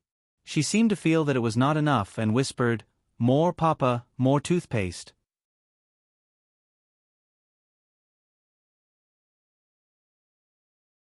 Chapter 750. Time passed in the blink of an eye, and it was the weekend. The date had also crossed into May. And this weekend, the day to send Lu Weisha off had finally arrived. However, there was still a piece of good news. The letter that she had sent across the ocean had finally reached Lu Weisha at the last moment after a long journey of nearly half a month. At least we didn't miss Shi's letter. Yang Yi and his family rushed to Lu Weisha's house and prepared to send them to the airport. David pointed at the letter in Lu Weisha's hands and smiled as he told Yang Yi about this very coincidental matter. They had also received the letter last night. Lu Weisha was happy the whole night because of it, and it had also washed away a lot of the sadness before the departure. In the car, Yang Yi and David sat in the front row. Murphy sat in the middle row with Tong Tong in her arms. The two girls, Shi and Lu Weisha, sat in the last row. They chattered about Shi's letter. The photos and other things were fleeting. Lu Weisha was most interested in Shi's handwritten letter. Like a guessing game, Lu Weisha used Swedish to translate the picture on the letter word by word. Then, Shi would tell her whether it was correct or not. Lu Weisha beamed with joy and said, This is me and my father climbing a mountain. Yes, the zoo requires us to climb a mountain. It's very tiring. My father and I are going to Yongcheng to see the zoo, so we don't need to climb a mountain. She also replied happily. Is this a kangaroo? I don't know what it means. My father said that this is your father fighting with a kangaroo. Lu Weisha pointed at a picture of a human face, a cross, and a crooked animal picture and asked. It doesn't allow them to fight. David smiled as he turned his head around and said, no. She waved her hand and smiled at Lu Weisha. This is. She realized that she didn't know how to say giraffe in Swedish, so she turned her head to ask her father. After a long while, she struggled to explain that she wanted to buy a giraffe plush toy, but her father didn't give it to her. Its neck is very long, very long. Cece was still gesturing as she introduced it. Seeing the two girls chatting enthusiastically in the back of the car, Murphy said to David in English with some regret, In the year that she has been friends with Lu Weisha, she has learned to speak Swedish. Their relationship is very deep. It's a pity that you have to go back to work in Sweden. It will be difficult for the two of them to sit together and talk so happily in the future. I think we should also thank Shi. Not only has she learned to speak Swedish, but Lu Weisha has also learned to speak Chinese. This is an amazing improvement. Chinese is the most difficult language to learn. David smiled. Lu Weisha can have so much fun in China and make so many good friends because of Shi. Keep in touch. It's not easy to have a good friend. Yang Yi smiled and said in English. This way, Murphy could understand and wouldn't isolate her. Internet communication is very convenient now. When you have time, you can also let them meet through online video. At the same time, you can also practice their foreign language. That is indeed necessary. David nodded. They arrived at Zhongqing Airport. David and his family had to take a flight to Beijing to transfer to an international flight. However, they had to part eventually. Yang Yi and his family could only send them there. In the departure lounge, Shi pulled her father's hand. When her father squatted down, she whispered in his ear. Why? Do you want to send them off now? Yang Yi asked with a smile. Shi nodded. Yang Yi took off his backpack and placed it on the chair. It was mainly filled with spare items for Tong Tong, such as clean diapers, pacifiers, small quilts, baby straps, and so on. However, there was a gift box in the compartment of the backpack today. Yang Yi took it out and turned to David with a smile. When I heard that you were going back to Sweden, Shi and I started to prepare a farewell gift for you. We made all the handicrafts ourselves, but Shi also helped and put in a lot of effort. Originally, he wanted to give it to Lu Weisha before Lu Weisha boarded the plane. However, he didn't expect that Shi couldn't wait and wanted to give it to her friends as soon as they arrived at the airport. However, she didn't have a partner. David looked at Yang Yi in surprise as he took out the gift box and handed it to Shi. He looked up and couldn't help but laugh. Why did you think of the same thing as me? David took out a box from his luggage and handed it to Lu Weisha. Lu Weisha also said last night that she wanted to give this to Shi. We were hiding it and prepared to take it out when we parted to make Shi happy. We didn't expect you to prepare a gift for her too. However, I have to say that this gift for Lu Weisha was not made by us. Young, I can't compare to your craftsmanship. David laughed. In China, we say that the gift is light but the thought is heavy. No matter what kind of gift it is, it's a very precious souvenir for both of them. Murphy said from the side. Regardless of the adults, she hugged the gift that her father handed to her and gathered together with Lu Weisha. Although the two girls were still looking at each other and giggling, they seemed to have felt that they were about to separate. The two of them squeezed on the same chair and stuck close to each other. It was also a little fun. Lu Weisha, Daddy and I made this for you. It's a panda made of wood. You'll always remember me, right? She accidentally revealed the gift, but the little girl didn't care about anything else. She looked at her friend eagerly, hoping to get her promise. Yes. We'll always be good friends. Lu Weisha nodded vigorously. She handed the gift over and called out to Shi, "This is also for you. It's very beautiful. I like it very much. You'll definitely like it too." She couldn't wait to open the box and saw a brightly colored little wooden horse inside. The horse was completely red, and only the saddle was made up of white, green, yellow, and blue. It was also the color of the saddle that made the little red horse have a special charm. This is our country's most famous dollar wooden horse. It's the best gift for children. When I left Sweden, I gave this little horse to Lu Weisha. She likes it very much. Now, she wants to give her favorite toy to Shi. David explained to Yong-yi and Murphy. It turned out that this palm-sized little wooden horse was Lu Weisha's favorite toy. And now, she gave it to Shi. This revealed the purest feelings of a child, and Murphy couldn't help but be touched, and her eyes turned red. Shi and the others weren't as touched as the adults. However, Shi also fell in love with this dollar wooden horse at first sight. She happily held it in her arms and exclaimed excitedly to Lu Weisha, "Wow! It's so beautiful. You have to protect it well. I'm giving it to you." Lu Weisha was actually still a little reluctant, but when she saw Shi's expression, she said with relief, "Yes, yes." She nodded vigorously. It was unknown if she understood this kind of preciousness. Then, Lu Weisha also saw the wooden panda that Shi gave her. Although it didn't have bright colors, Lu Weisha still fell in love with this simple and cute panda. "It's very cute, just like a cat." Lu Weisha also held it and couldn't put it down. "My papa carved the wood, and then I painted it. Look, its eyes are black and big. Hee hee." She introduced it to Lu Weisha as if she was asking for credit. Although she was wrong, and the panda's eyes were not big at all, Lu Weisha still listened with great interest. The happy time was short, and in the end, they still had to say goodbye. It was time to board the plane. After the two girls hugged, David took Lu Weisha and left. Shi also gently waved her hand and said goodbye to Lu Weisha. Of course, the little fellow had already started to cry. But it wasn't that intense, perhaps because the joy just now had diluted the sadness at this moment. She just took her father's hand and clung to her father's leg, and didn't cry. "Are you okay?" Yang-yi saw that Lu Weisha disappeared from his sight, then squatted down, next to his daughter, and lovingly wiped the tears on the little girl's face. "Do you want Daddy to hug you?" She was not like when she was 3 years old. She didn't want to walk and wanted her father to hug her. Now that the little girl has grown up and likes to walk by herself, her father's hug has become much less.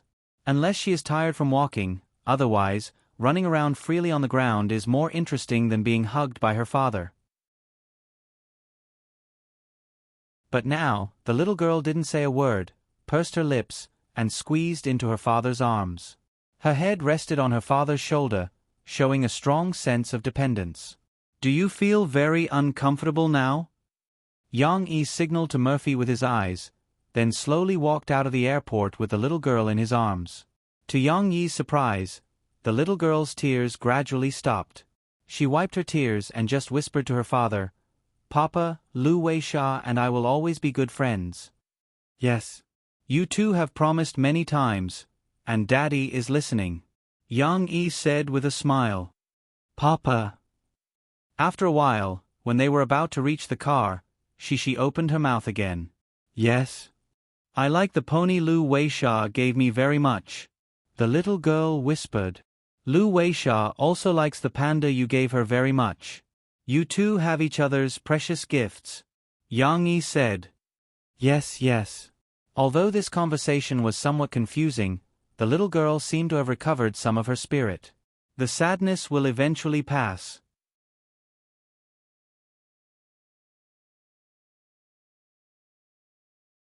Chapter 751. The children's recovery speed was faster than Yang Yi had imagined.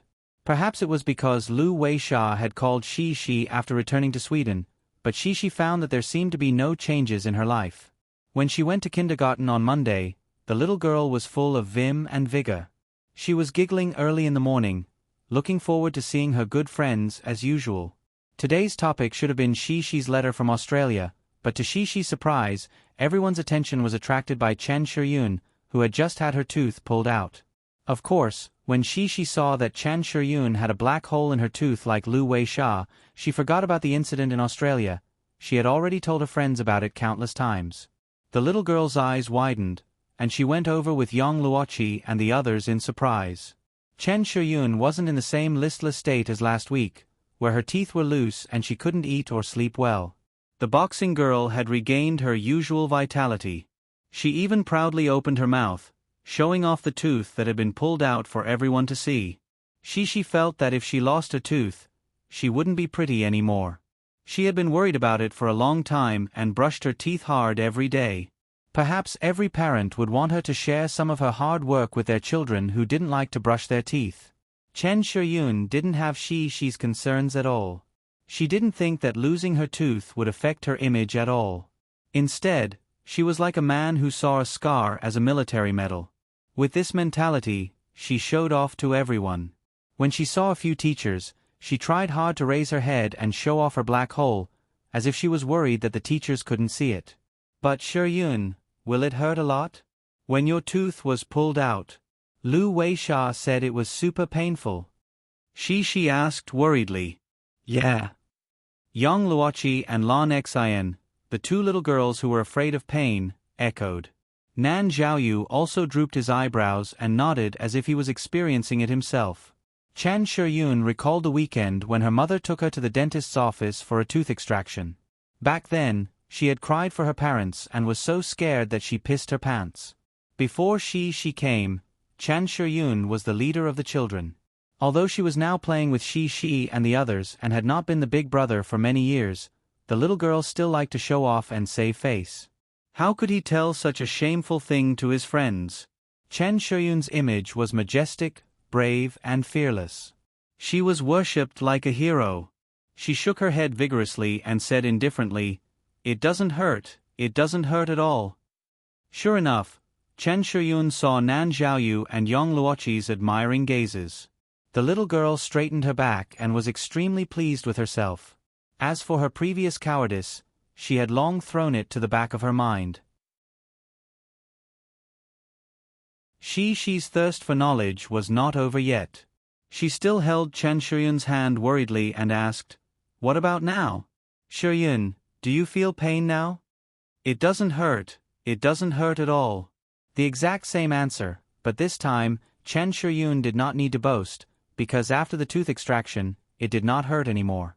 However, just as she finished speaking, Chen Shiyun proudly bared her teeth and revealed her military medal.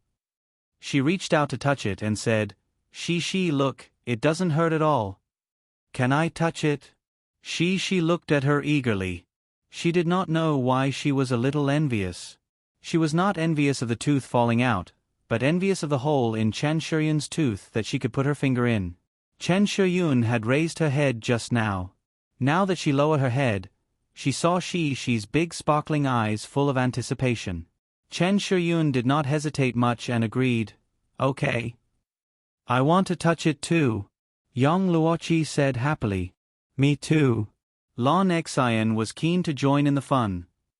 "You have to line up." Yang Luoqi pouted. "Okay." Lan Xian stood behind Yang Luoqi. She was the first. She was about the same height as Chen Shiyun, so she could easily raise her hand and then put her finger into Chen Shiyun's open mouth. "Grind to M?" Chen Shiyun said vaguely. Saliva was quickly accumulating in her mouth. She touched the tender flesh of Chen Shiyun's gums. However, there was a thin protrusion on it, as if a small stone was embedded in it. What is this?" She asked in surprise. Chen Shiyun made a whimpering sound that no one could understand. "Hee, I don't know what you are talking about." She was still studying that thing. She pointed with interest, as if she was using her finger to hit a mole. Chen Shiyun finally could not help but grab Shishi's hand and pull it down. Then, with a gulp, she swallowed a mouthful of saliva.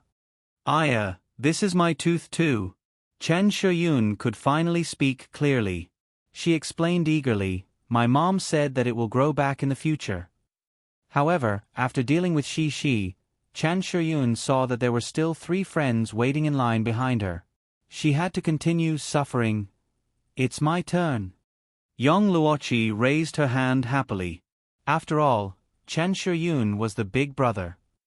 She waved her hand and said generously, come on. Yang Huan had classes on Monday, but she only had classes in the afternoon. Therefore, she only rushed back from Min Province this morning after filming until 10 at night. Ding Xiang drove Tyrant to the airport to pick up Yang Huan and Guazi. Did you have fun filming this time? I heard that you guys went to Jaha Island to play. Guazi took over driving for Ding Xiang. Ding Xiang and Yang Huan sat in the back. It was fun, and exciting. Yang Huan chuckled. Don't listen to her, Sister Ding Xiang. We had a narrow escape this time. Guazi said pitifully. The production crew almost broke us. In the end, I was the one who saved them. Ding Xiang was confused and asked in puzzlement, what's going on? Nothing. The production crew made a few real explosions to scare us, but we were still very safe. It was just for the show's effect. The situation was like this, let me tell you. Yang Huan started telling Ding Xiang. As they chatted, they soon arrived at the small building of the coffee shop. Guazi helped to drive the car into the backyard. Of course, this was where the girls lived. In order not to get his legs broken by Yang Yi, Guazi stopped the car and quickly grabbed his bag to leave. Oh right. Guazi remembered something. He turned around and took out a small box from his bag. He handed it to Ding Xiang and smiled. Sister Ding Xiang, this is a souvenir we saw on Jaha Island.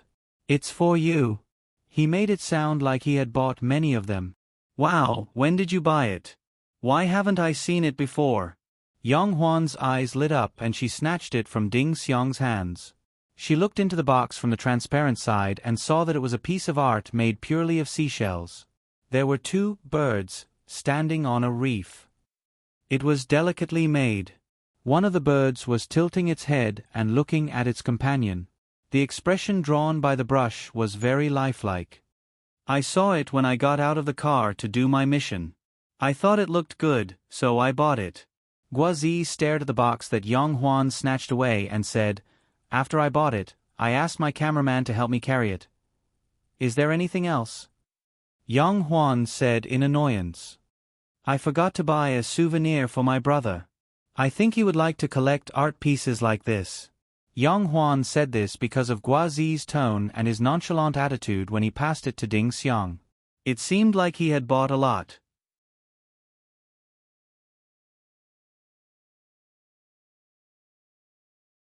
Chapter 752. Yang Huan extended her hand and looked at Guazi. She had no intention of asking for it for herself. She was not a collector anyway. Moreover, Ding Xiang had the souvenir at home, and Yang Huan could see it. Why should she get one for herself? She simply wanted to give one to Yang Yi. Otherwise, Yang Yi might find out that Guazi had bought a souvenir for Ding Xiang and blame her for being heartless. Guazi was troubled. It was not that he did not want to give one to Yang Huan, but he really did not have any left. He had only bought one for Ding Xiang. When he bought it, all he could think about was Ding Xiang, so he did not buy another one. He had said it so casually just now because he was worried that Ding Xiang would not accept it if she heard that he had bought it for her. I don't have much left. The rest, I still have to give away. Why don't you make a call and see if the crew is still in Min Province? Guazi said vaguely, looking troubled. Ding Xiang saw that he was troubled and said, Huan, why don't you give this to Brother Yang? I'm fine with it. I've received Xiao Guo's kindness. However, Yang Huan was suspicious. Her bright eyes glanced at the backpack that Xiao Guo was holding, and she started thinking quickly. She had to admit that participating in the ultimate challenge was indeed a training exercise. Even a girl as carefree as Yong Huan was now thinking clearly. She remembered that Xiao Guo's backpack did not have much space. Apart from the things he had brought with him, there was only enough space for one box. Then why was he holding an empty backpack? If he really had it, he would have put it in his luggage. Moreover, she did not intend to take his things. Why was he so nervous? Perhaps Yong Huan would not have been able to come up with any other plan. However, when it came to gossip, women were Sherlock. Yong Huan recalled some of Guazi's strange actions after Ding Xiang came back this month. Then, she thought about how Guazi had pretended to be nonchalant when he handed Ding Xiang an art piece. A bolt of lightning flashed across Yong Huan's mind. F***CK. Yong Huan's eyes lit up like a few kilowatt light bulbs. Cough. Yong Huan saw through her but did not expose her. She put on a serious expression, stuffed the shell back into Ding Xiang's hands, and said calmly, "Forget it. How can I accept Sister Ding Xiang's gift? At most, I'll pick another one for my brother during the next recording." He didn't say anything about it in the past when he didn't have any souvenirs. Ding Xiang could only put it away. Just as Guazi was about to leave, Ding Xiang remembered something. She turned around and called out to him, "Xiao Guazi, don't forget to go for a run at 8:30 p.m. Guazi wailed as usual, and then nodded dejectedly. In fact, this guy's weight loss was pretty good. Even if he hadn't slimmed down, the muscles on his body had become a lot stronger. In these 2 months, his weight had also dropped by more than 10 pounds. Night jogging had become a habit of his, and it was something he looked forward to. After all, he could be alone with Ding Xiang. However, this guy was still very lazy. He needed Ding Xiang's supervision, or he would act shamelessly like a naughty kid. Yong Huan stood aside, her eyes rolling back and forth between Guazi and Ding Xiang. No one knew what she was thinking.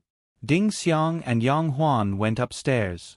While Yong Huan was packing her clothes, Ding Xiang walked in and out with the shell artwork given by Guazi. "Huan, where should I put it?" Ding Xiang couldn't make up her mind. "Put it in your room," Yong Huan said without raising her head. Ding Xiang said, "It's not impossible to put it in my room, but we usually stay in the living room. It's a pity to put it in my room." Yong Huan suddenly raised her head and looked at Ding Xiang. She rolled her eyes and said, "Sister Ding Xiang, I see that you like it very much." Ding Xiang didn't understand the meaning of Yong Huan's words. She nodded honestly and said with a smile, "I think it's pretty. Look at the two birds, one bent its head and the other bent its ear. They look like they're whispering to each other. How cute." Yong Huan wanted to tell Ding Xiang that there was an idiom called "pairs are pairs." However, she found that Ding Xiang didn't seem to know about Guazi's abnormality, so she didn't expose her rashly. She was afraid that her interference would ruin the plan. "Sister Ding Xiang, you can put it in the living room. Put it next to the TV cabinet in the living room. If you sit there and do your homework, you can see it," Yong Huan suggested to Ding Xiang. In the evening, Yong Huan came back from class and sat with Ding Xiang to read a book. "Sister Ding Xiang, how did you spend your time in Shanghai? Are you going to shoot a movie with Xiao Guo?" Yong Huan couldn't help but ask. "Haven't you asked this question before?" Ding Xiang was confused. She remembered clearly that she had told Yong Huan about her experience in Shanghai many times. "Sigh, my memory isn't as good as yours."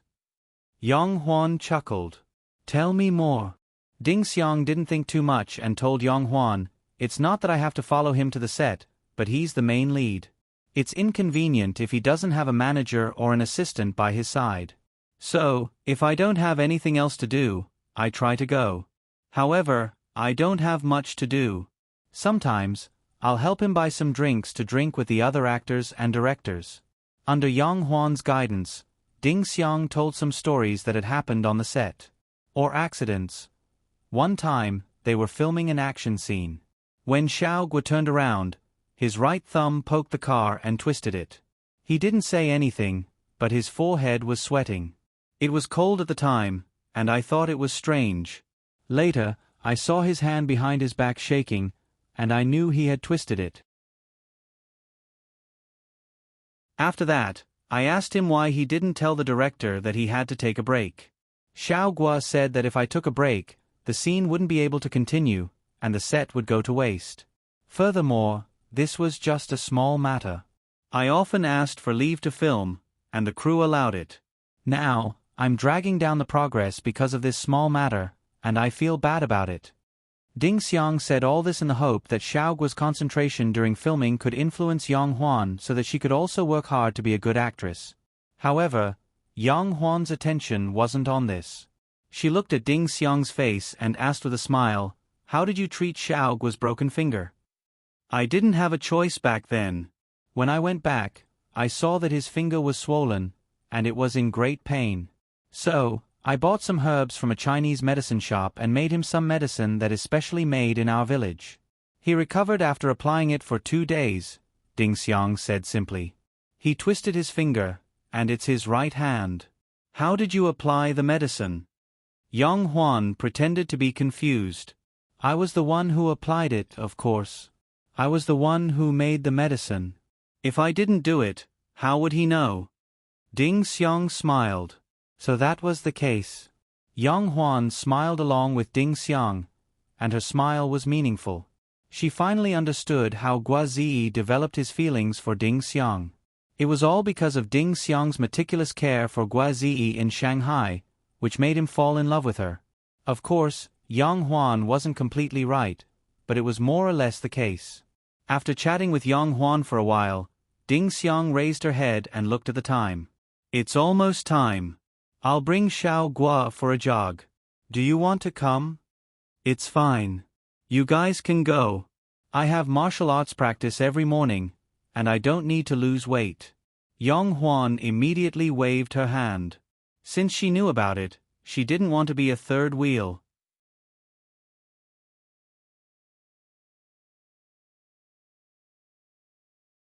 Chapter 753. Zhang Shirley was a reporter from the New Entertainment Morning Post. That's right, he was a serious entertainment reporter. He usually attended the press conferences of some celebrities and management companies.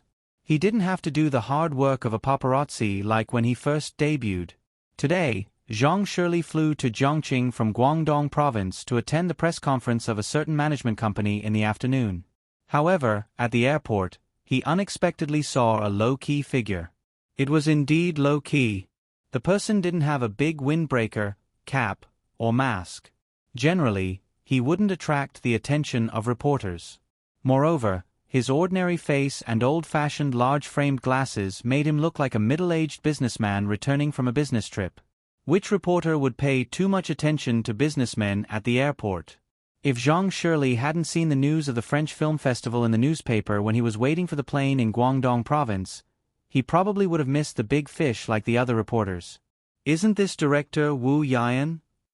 Zhang Shirley's eyes lit up. He was afraid that he would recognize the wrong person, so he secretly walked to the front and pretended to walk past the other person. This time, when Zhang Shirley looked at his face, he could basically confirm that this person was director Wu Yian. Unless there was a second face like this in the world, an old reporter like Zhang Shirley couldn't recognize the wrong person. Wasn't Wu Yian, an international director, still a judge in France? Why did he suddenly come to Jiangqing? Zhang Shirley quickly checked with his phone and confirmed that Wu Yian wasn't from Jiangqing and had nothing to do with Jiangqing. He guessed that this was probably going to be big news. Zhang Shirley was ecstatic. He didn't care about going to the hotel first, but quietly followed behind Wu Yian.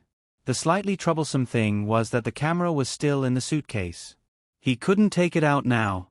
He could only secretly take out his phone and take 2 photos of Wu Yian's back. The image quality wasn't very good, but there was nothing he could do. After a while, Zhang Shirley saw 2 people coming to pick him up. It was a man and a woman. He didn't know any familiar faces. The man seemed to be a handyman. At first, he was holding a sign with Mr. Wu written on it. Later, he helped with the luggage. The woman, on the other hand, looked more like a manager. She started chatting with Wu Yan. Zhang Shirley only cared about taking a photo. The other party started to move again. After leaving the airport, Wu Yan got into a nanny van on the side of the road where cars were coming and going. Zhang Shirley didn't even bother to take photos. He hurriedly waved his hand and flagged down an empty taxi. "Follow that car, the license plate number is..." Zhang Shirley said anxiously as he looked at the rear of the minivan that was gradually disappearing from the car window. "Okay." The taxi driver quickly started the car and followed him. Zhang Shirley finally had the time to take out his DSLR from his suitcase and started taking pictures of the van. "Are you a reporter?" The driver glanced at him through the rearview mirror and asked. Zhang Shirley replied casually, "Oh, yes. Master, you really have sharp eyes." In fact, he was just being polite, but the driver's chatterbox had been opened. The driver even said somewhat proudly, "Hee, generally, there are 3 situations when people get on a car and want to follow others. Police, paparazzi, but they usually call themselves reporters. From the camera you took out, you are the second type." "What's the third situation?" Zhang Shirley asked curiously. "Catch them in the act. But usually, there's no need to take a plane to catch an adulterer. Moreover, I don't see you flustered and exasperated." The driver smiled ambiguously. Zhang Shirley laughed awkwardly but didn't lose his politeness. "Actually, I'm not a paparazzi, I'm a proper reporter. It's just that this situation is special." Zhang Shirley tried to explain. "It's okay, I've hired a lot of reporters. Anyway, you're willing to pay, so let's have a good cooperation. Am I right? Why don't I rent this car to you for the day?" The driver flattered Zhang Shirley without revealing anything. Sure. We'll see how it goes later. Maybe I'll have to take your car." Zhang Shirley didn't say anything definite. He didn't expect that the following would take a long time. From Binhai to Tingshan District, the opposite minivan drove for more than an hour, and he also followed for more than an hour. On the way, he even had time to call back to report to the chief editor of the newspaper. When the chief editor heard that there was news about Wu Yan, he decisively asked him to skip the scheduled press conference of a management company. Following the international director was more important. Finally, they arrived at their destination. The car stopped in front of a building, and Zhang Shirley's taxi also stopped on the opposite side of the road. Zhang Shirley didn't get out of the car, but took out his camera to take pictures.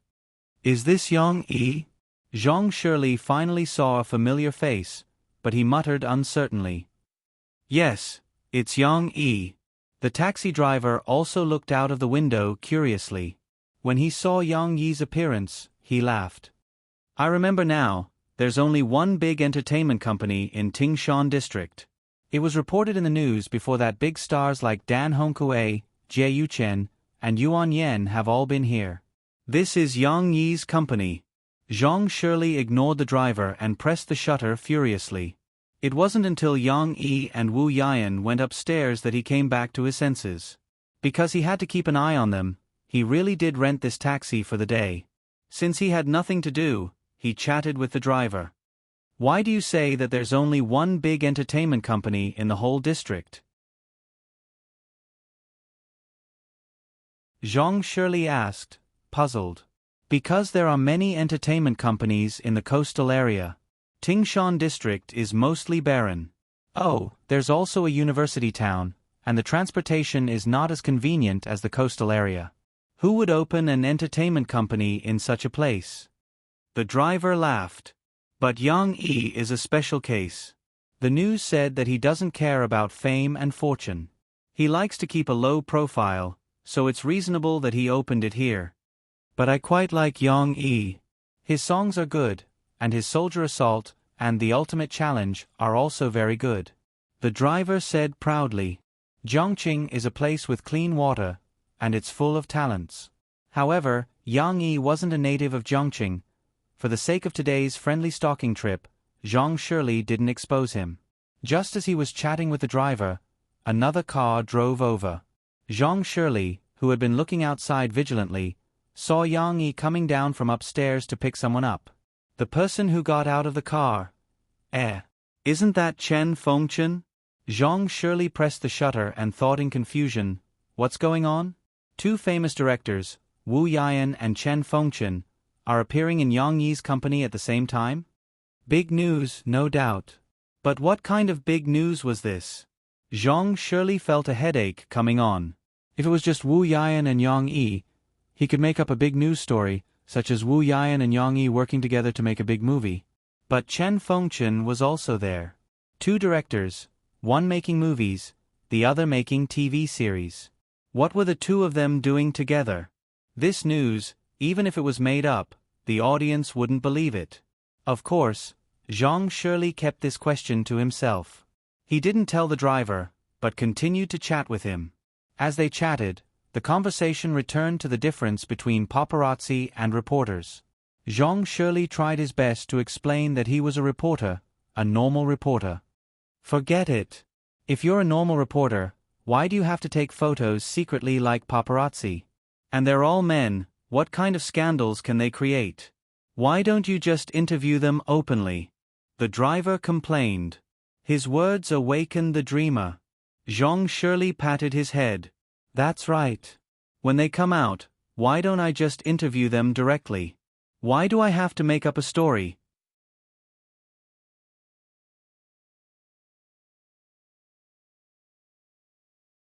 Chapter 754. Wu Yian to work with genius Yang Yi to finalize a new movie, with Chen Fengchen helping to pull the strings. The next day, the news from New Entertainment Morning Post blew up everyone's minds. Wu Yian's influence was undeniable. As an international director, the news quickly topped the headlines of major websites and micro-broadcasting's trending searches.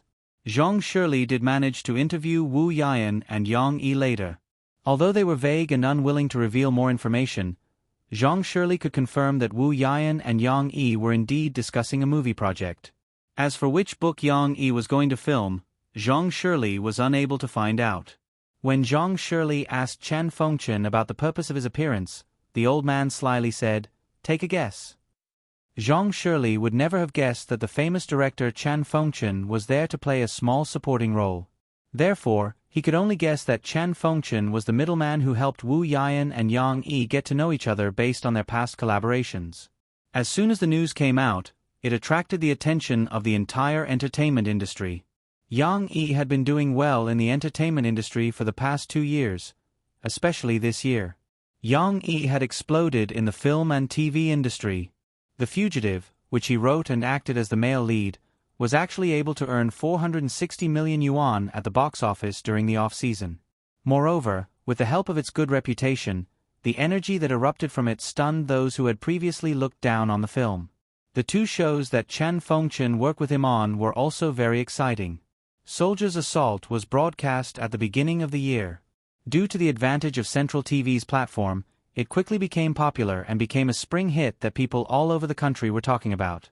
Moreover, if there were no stronger competitors, the show would basically be the champion of the year's Central TV ratings.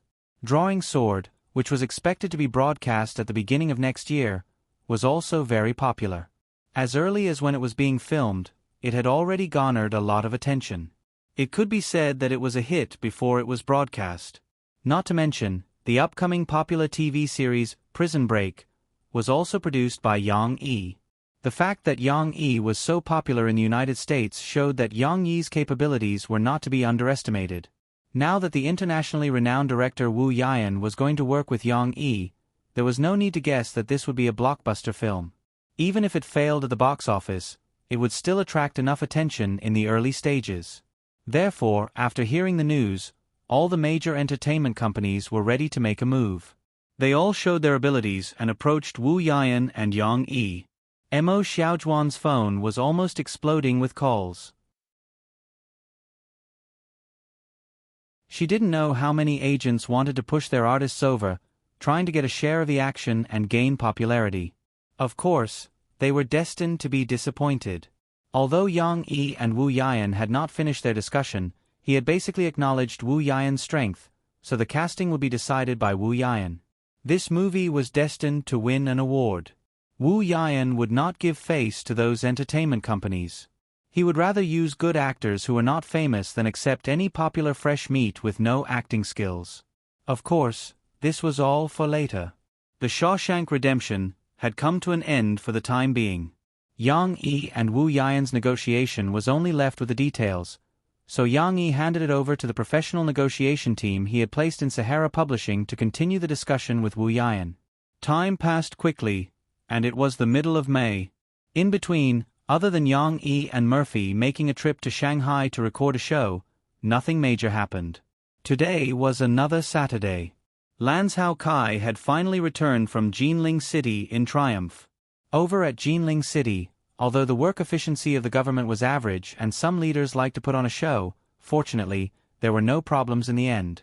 Yang Yi saw the grand ceremony where Lan Hao Kai signed the contract with the mayor of Jinling City from the news. Fortunately, I didn't disappoint you. After Lan Hao Kai returned to Zhongqing, he rushed over to Yang Yi's place without stopping. He lay comfortably on the sofa in Yang Yi's study room and smiled at Yang Yi. It's been hard on you. Good things come with setbacks. Being able to get this piece of land, a huge stone in my heart, has finally been lifted. Yang Yi sighed. Yang Yi was not exaggerating. In fact, the land was secondary. With money, he was not worried about not being able to buy the construction land for the amusement park. However, there was only one piece of land in the ancestral hall of the Yang family. If something happened in the next 6 months and he was unable to buy it, there would be a hurdle in his heart that he would not be able to cross. Lan Hao Kai did not think so much. He waved his hand and said indifferently, "Actually, it was the officials of Jinling City who wanted to get political achievements. There were many things to do. A piece of land that no one wanted delayed us for 4 to 5 months. If it was in Zhongqing, we could have signed the contract 2 months ago. There was no need to wait until now. You didn't leave any evidence for others to use against you in your connections, right? We can't build an amusement park on this piece of land in the future. It can't be sealed off halfway," Yang Yi said with a smile. Lan Hao Kai waved his hand and said calmly, "Eating, giving gifts, these small things are done quite often. As for other big things, you can rest assured that we won't be implicated. Besides, we bought a piece of land that no one wants." If it wasn't for the fact that the people of Jinling City wanted to show their faces in the province, the people of Wuqing County would have given the land to us so that we could develop it earlier and revitalize the economy there. Why would we need to do anything illegal? Boss Lan was a big shot in the Jiangnan real estate industry. He had seen his fair share of storms and knew his limits. If he said there was no problem, then there should be no problem. Right, when do you plan to start this amusement park? Lan Hao Kai asked curiously. It's a matter of money now. The amusement park is a bottomless pit. With the amount of liquid capital I have now, it won't be enough unless I sell the shares of Sahara. Yang Yi looked deeply at Lan Hao Kai and said, "However, I feel that even if I wanted to sell it, you wouldn't have that much liquid capital, right? Why do you want to sell it? Has Sahara's development reached a bottleneck?" Lan Hao Kai frowned. He had seen the financial reports of Sahara's online shopping mall. It was still developing rapidly. On one hand, it had won the battle for market share. On the other hand, with the development of the mobile internet and the improvement of people's living standards, the scale of the online shopping industry was also expanding. However, Lan Hao Kai was not confident. He did not have the emperor's confidence in the internet industry like he did in the real estate industry. If it wasn't for Yang Yi bringing him into the industry, he would still be an outsider. "It's far from a bottleneck," Yang Yi smiled faintly and said, "As for why I want to sell it?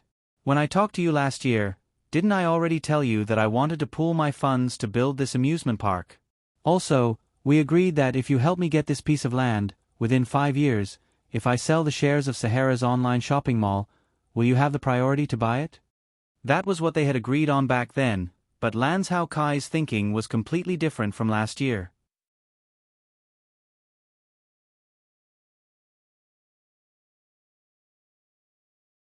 Chapter 755.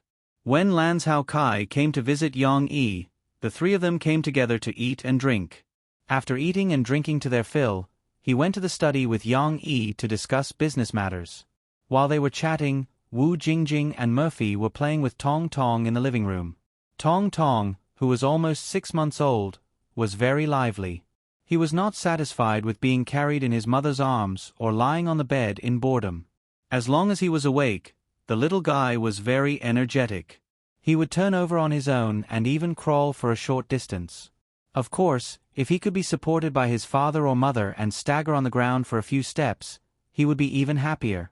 Now, Murphy supported him by his armpits and let him stand on her knees. He could not stand steadily. However, it was obvious that Tong Tong liked this position.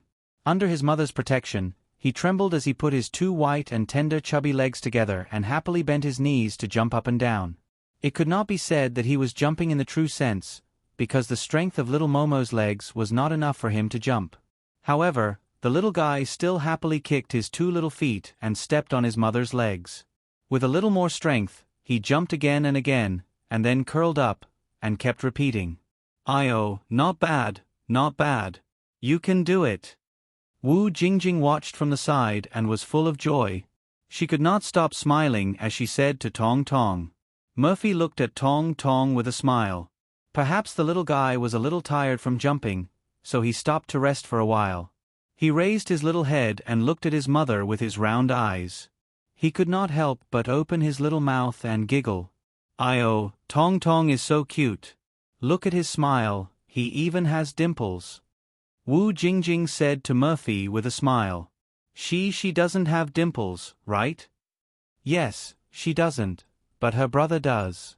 Actually, Yang Yi also has dimples when he smiles, but they are very shallow. If you don't look carefully, you won't be able to see them.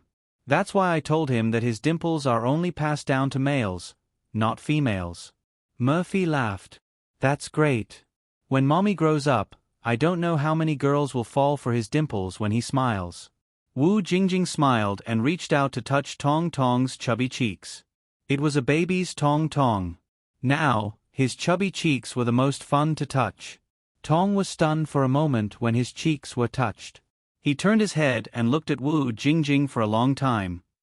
She went upstairs to the master bedroom to play.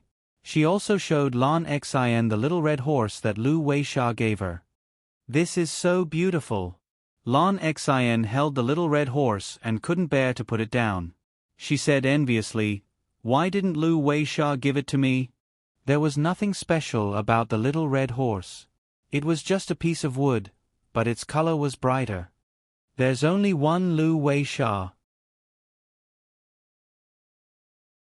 She helped to explain. "She gave it to me, so it's gone. She doesn't have it anymore." "But I want it too." Lan Xian muttered, "I like it."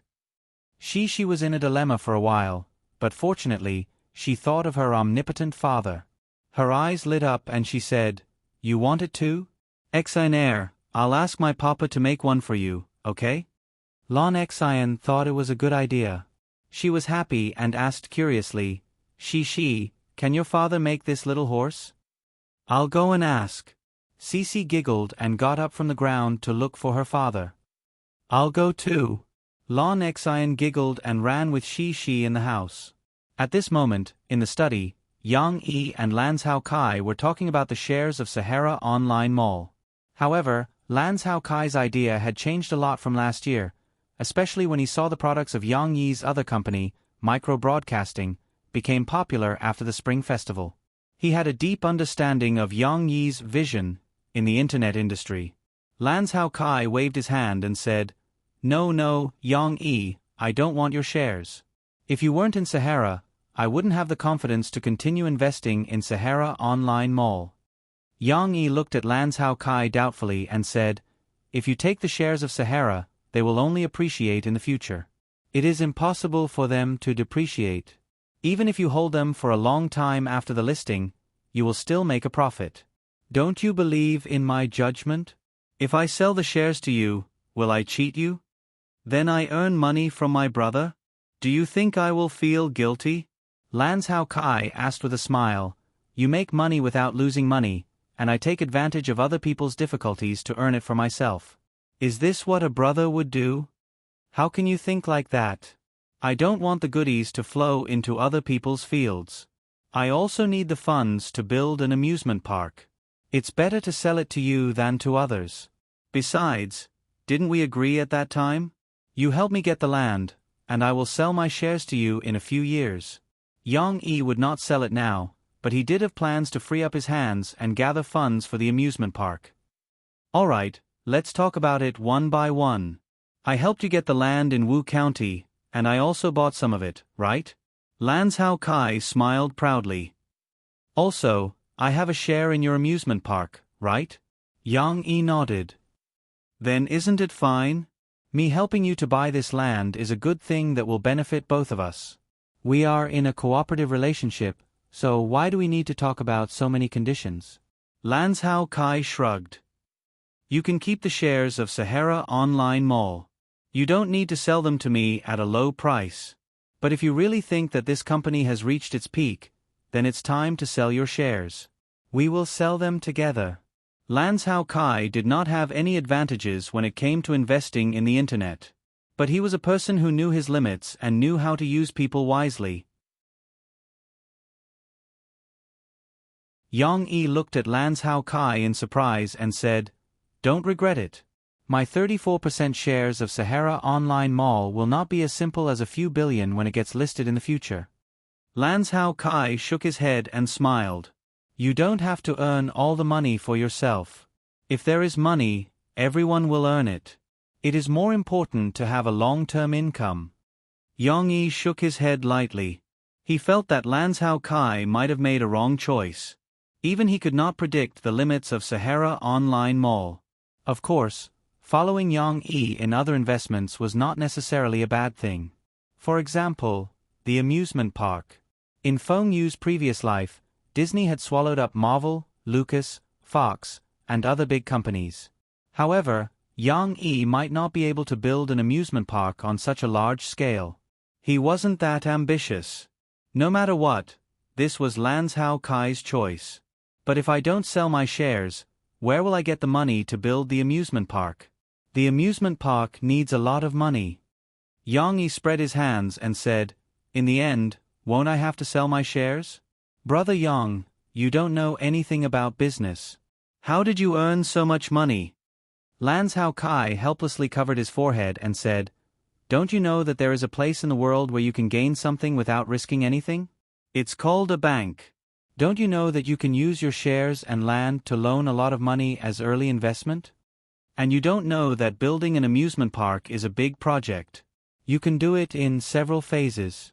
In this way, won't the financial pressure be a lot less?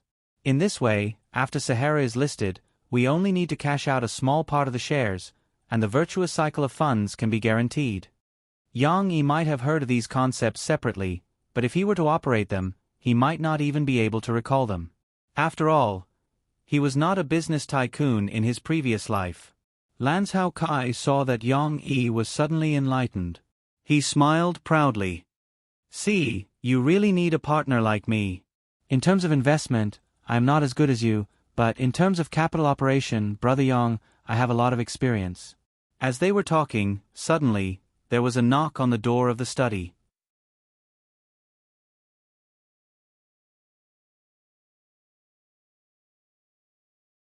Chapter 756. In fact, the soundproofing effect of the study's door was not that good. After Shi and Lan Xin knocked on the door, Yang Yi and the others stopped their discussion. At this time, the two little girls were giggling outside, and their laughter could be heard through the study's door. "Who is it?" Yang Yi asked even though he already knew the answer. Lan Zhao Kai smiled and said to Yang Yi, "Oh, not bad. They even know how to knock on the door. Xionaire is at home. She never knocks on the door when she goes to any room." At this time, Shi said in a muffled voice, not knowing if she was covering her mouth or pinching her nose.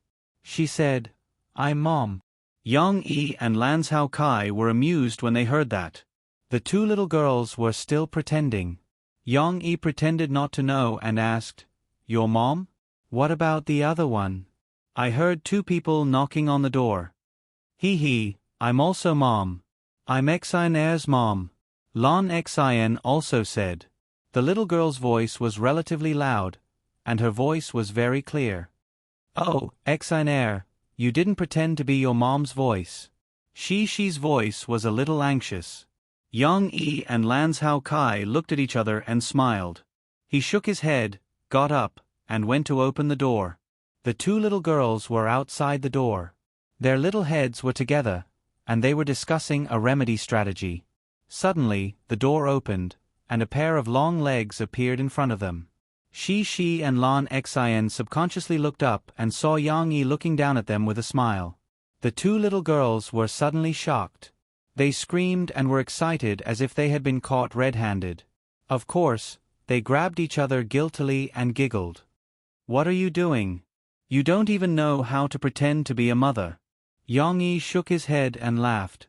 Shi looked at Lon Xin, as if she was looking at the person who didn't look like her father. Alas, it's all Xin's fault. Papa found out. Why are you looking at Xin? Yang Yi couldn't help laughing and said, Dad is talking about you. Who would claim to be his mother? Doesn't your mother have a name? Shi and Xin both stuck out their tongues in embarrassment. Shi blinked her bright eyes and said with a smile, My mom is Murphy. I also know my mother's name. Her name is Wu Jingjing. Lon Xin also replied. Now in front of Yang Yi, the two little girls showed an obedient look. Of course, when Yang Yi turned around later, they would play wildly again. Why are you looking for Dad? Yang Yi teased them for a while and finally returned to the main topic. Papa, Xin said that she also wants a little red horse, but Lu Weisha only has one. If she gives it to me, there will be no more. She hasn't learned how to tell a story succinctly and comprehensively. She said a lot at once. I want one too. This is very beautiful. Lon Xin added, pointing to the dollar Trojan horse that she was holding. This horse is Swedish, right?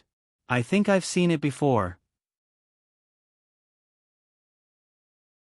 Lon Zhou Kai glanced at it and said, Yes, Lu Weisha is Swedish.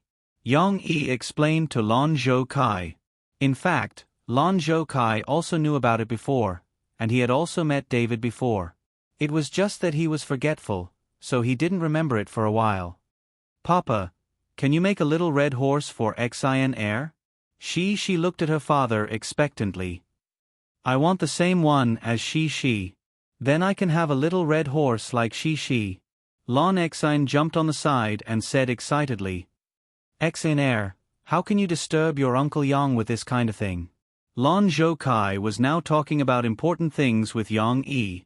He subconsciously put Yang Yi's position at the same level as his, so he felt that it was a little inappropriate. He said in a slightly reproachful tone, When we go back, I'll ask someone to buy it for you from Sweden. Lon Xin was stunned for a moment. She was a little confused and didn't know how to choose. Should she buy a new one or ask Shi's father to make a new one for her? Both seemed to be equally good. No, you don't have to go through so much trouble. Yang Yi smiled and waved his hand to Lon Zhou Kai and said, It's just a palm-sized dollar Trojan horse. I can make it in 2 or 3 days. You ask someone to go to Sweden to buy it, but you don't even know where to buy it. How easy is it for me to make one? Yang Yi said that he had a lot of time. He had an extra day to buy the special paint. Otherwise, this kind of small Trojan horse that didn't require much craftsmanship would be much easier to carve than a chubby panda. Since Yang Yi said so, Lon Zhou Kai shook his head helplessly and didn't interfere anymore. She took Lon Xion's little hand and couldn't wait to translate for her little friend.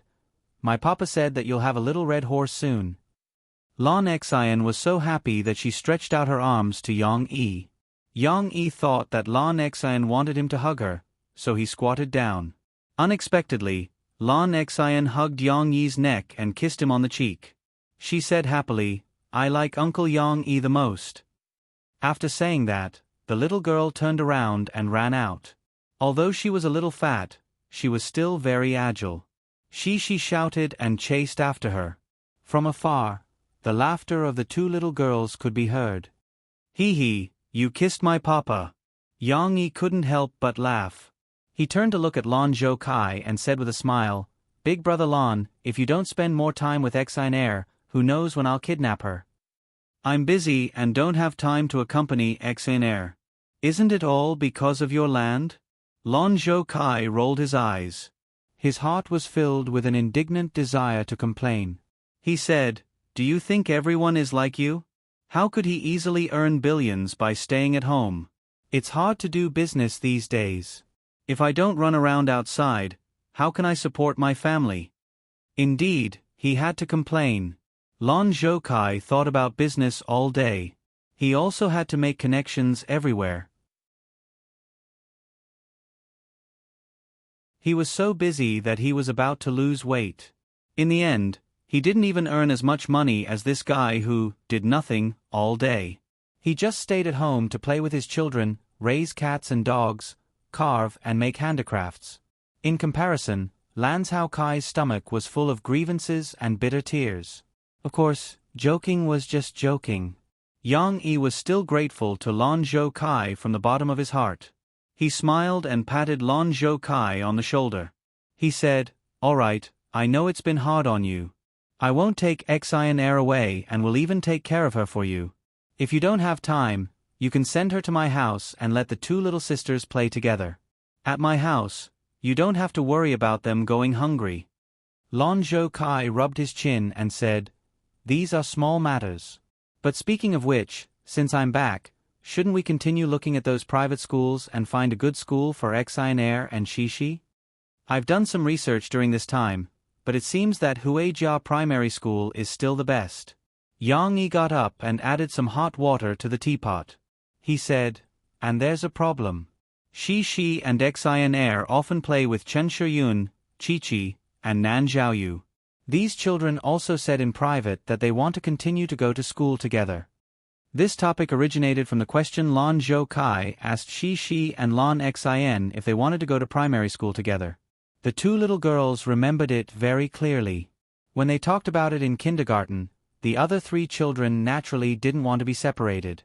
Originally, there was still Lu Weisha, but Lu Weisha came back to China. Yang Yi didn't want his daughter to be sad again. Naturally, he also hoped that this group of children, who had a pure and strong friendship, could grow up together. I've talked to several parents. Huijia Primary School is the best choice. Yang Yi said to Lon Zhou Kai, The tuition of other private schools is a big problem. Think about Nan Zhaoyu's family situation. Although Nan Yun is in good health, his family's income can't be compared to ours. They can still accept the tuition of Huijia Primary School. In addition, Chi-Chi's father is in the education industry. He has learned that the overall quality of the children in Huijia Primary School is indeed higher than the children in other schools. Lon Zhou Kai didn't care about these. He only cared about whether Lon Xin could go to school with Shishi. He said with a wry smile, Huijia Primary School is indeed good, but it has exams. Our 5 families, children, and parents all have to take the school's exams or interviews. What if they don't pass? Or, if Lon Zhou Kai was eliminated alone, how would he explain it to Lon Xin? We'll think of something. Yang Yi muttered.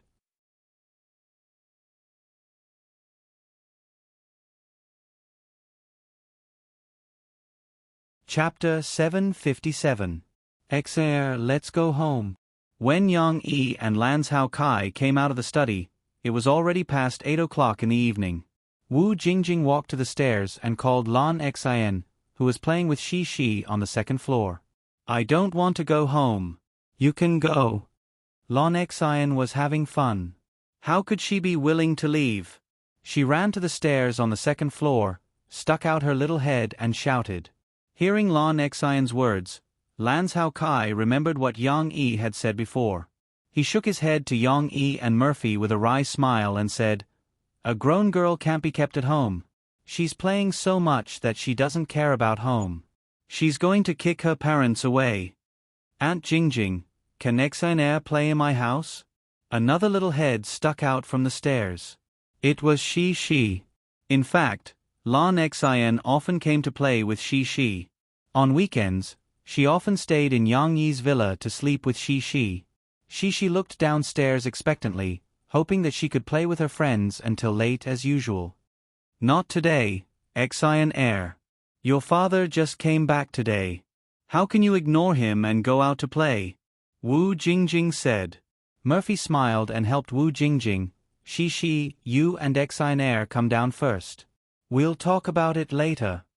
The two little girls came down from upstairs. However, Lan Xian was still stubborn. She didn't want to go home with her parents. Wu Jingjing was slowly persuading her. At this time, Tong Tong, who was sitting on the carpet and playing by himself, turned his little head and saw the little red horse in his sister's hand. The bright color immediately attracted the little guy's attention. Ah! The little guy smiled happily, waved his little hand, and shouted at his sister. What are you talking about? Murphy, who was at the side, shifted her gaze back to her son. She smiled and hugged him, intimately holding his little face as she asked. At this moment, Tong Tong was unwilling to interact with his mother. He pushed his mother's face away with his meaty little hands and pointed at Shi. He said anxiously. What do you want? Do you want a sister? Murphy misunderstood and greeted Shi with a smile. Sister, your brother wants to play with you. Shi was looking at Lan Xian and her mother. When she heard her mother call her, she ran to her mother's side. However, she didn't have time to play with her brother right now. She blinked at her brother and then turned to look at her friends. Mom, why can't Xian stay and play with me? She snuggled up to her mother and started talking to her. Of course, Tong Tong didn't want to play with his sister. His eyes were fixed on the little red horse that his sister was holding with both hands. He saw his target approaching from afar and finally stopping in front of him. It was like an airdrop smashing his face. The little guy's lively eyes flickered. At this time, he couldn't hold back anymore. He didn't even cry out. He grinned, leaned forward, and reached out with his right hand to grab the little red horse. She noticed Tong Tong's actions. The little girl lowered her head and looked at her brother in surprise. Your brother wants to play with your little red horse. Murphy said with a smile when she saw it too. She had a very good personality. She wasn't selfish. Although she wasn't willing to give away her favorite things to others, she would never be unwilling to let others take a look. It wouldn't spoil even if they took a look. Shi's attitude was very good. Hearing her mother's words, the little girl looked at her brother, who was drooling while staring at her little wooden horse. She generously pushed the little red horse into her brother's arms and said, "Okay, you can play with it." Oh. Murphy felt that this scene was very heartwarming. She hurriedly turned to tell Yang Yi and Lans Hao Kai. Look. Just now, Shi wanted to play with sister's little red horse. She didn't say a word and took the little red horse away. She's so sensible, Lans Hao Kai praised. Wu Jingjing was also moved like Murphy. She cried out and said, Shi is so kind. Xian, you have to learn from Shi. I don't want to. I don't have a brother. Lan Xian was still throwing a tantrum. Yang Yi also smiled and gave his daughter a thumbs up, although he had seen the scene just now. However, Shi was a little confused. She said, Mom, I said something. I said it to brother. Brother, you can play with it. This semantic misunderstanding made the adults laugh one after another. She frowned. She didn't understand why they were laughing. However, at this time, Tong Tong, who was holding the little red horse, pushed it to the ground in front of everyone. The little red horse was actually not heavy. Although it was not a suitable toy for Tong Tong, Tong Tong did push it to the ground on purpose.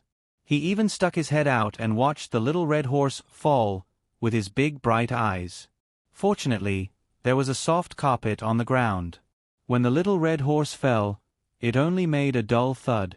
It wasn't a big deal. Hey! Little brother lost my little red pony. She heard the noise and immediately squatted down. She held the little red horse in her arms and pouted. She didn't see that Tong Tong had pushed it to the ground. However, She liked the little red horse so much that she treated it as her baby. Naturally, she was unhappy that it fell on the carpet. Hey! When his sister picked it up, the little guy stretched out his little hand and asked for the little red horse again. What was worse was that Tong Tong didn't think that it was a bad thing that he threw it. He thought that his sister was playing with him. Therefore, he smiled happily, showing his little dimples. Looking at Tong Tong's innocent big eyes and cute smiling face, Shishi's heart softened. She hesitated for a moment.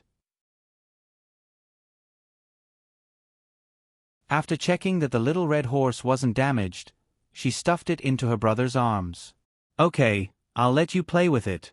But brother, don't drop it. She pouted and said. However, Tong Tong was even more obvious this time. He pressed the little red horse with both hands and patted it on his legs. Then, he leaned out and pushed the little red horse with great effort. Pfft! The little red horse fell to the ground.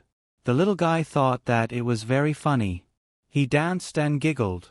He looked at his sister and smiled as if he wanted to tell his sister that it was very interesting. The adults were about to burst out laughing. Oh! She finally couldn't take it anymore. She picked up her little red horse again and ignored her brother this time. She turned her head and plunged into her father's arms. She pouted and complained to her father unhappily. Papa, brother is too naughty. He did it on purpose. You can't let him play with you. At this time, Lon Xian ran out of her mother's arms and angrily ran to Shishi's side. She said with righteous indignation, Your brother will damage the little red horse. Okay, don't get involved. Hua is still so young. How can she understand these things? Wu Jingjing smiled and pulled her back. At this time, Tong Tong cried out again. He looked at his sister who had run into his father's arms. He didn't realize his mistake at all and was even smiling and waving his hands. Okay, don't bully your sister. Your sister loves you so much. Murphy pulled Tong Tong's hand away and said with a hint of reproach, You'll hurt your sister's heart.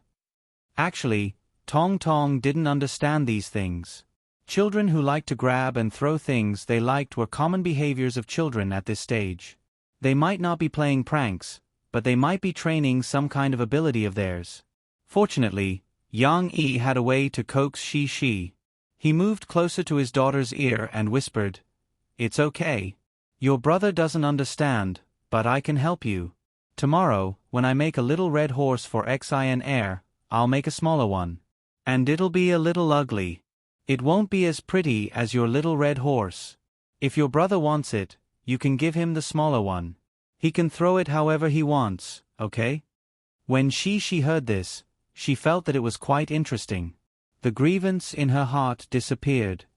Then we don't want my brother to play with it now? She asked softly. Okay, we'll secretly hide your favorite one. Tomorrow, we'll give him a fake one. Yang Yi smiled as he discussed with his daughter. The little girl nestled in her father's arms and smiled until her eyes almost turned into crescents.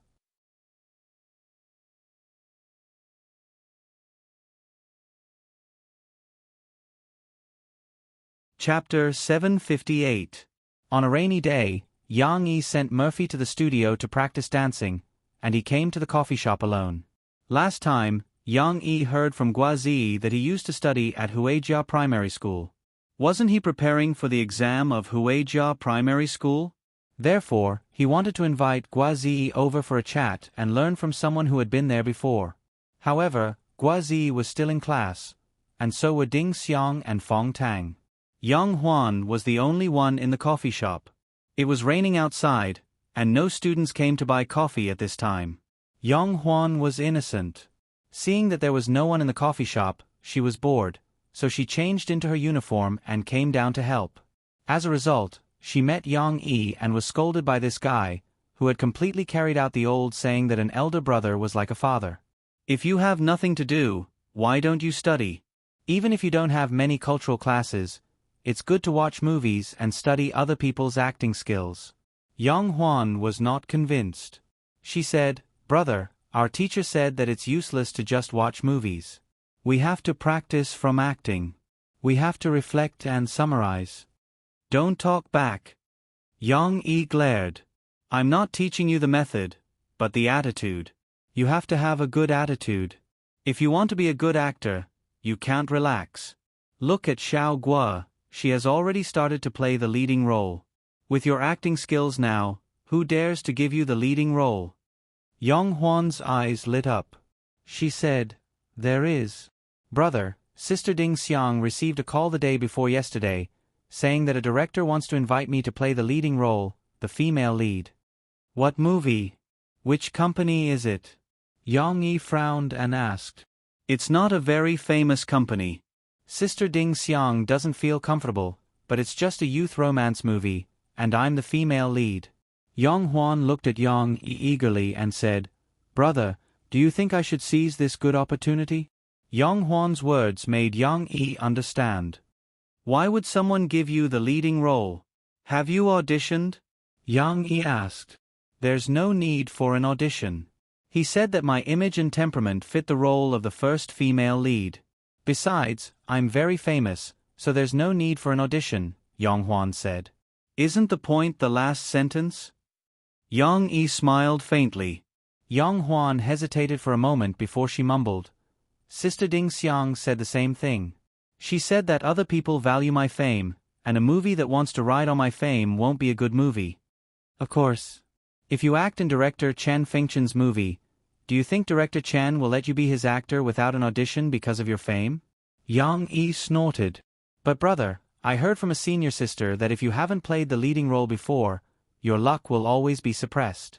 No matter how good your acting skills are, others will only let you play the supporting role. I think it's rare to have a leading role. Even if it's a bad movie, at least I've played the leading role. Chances will keep coming in the future. Yang Huan was a little stubborn at this moment. No, if your acting skills are not good enough, you'll be irresponsible for yourself and the movie if you play a role that you can't play well.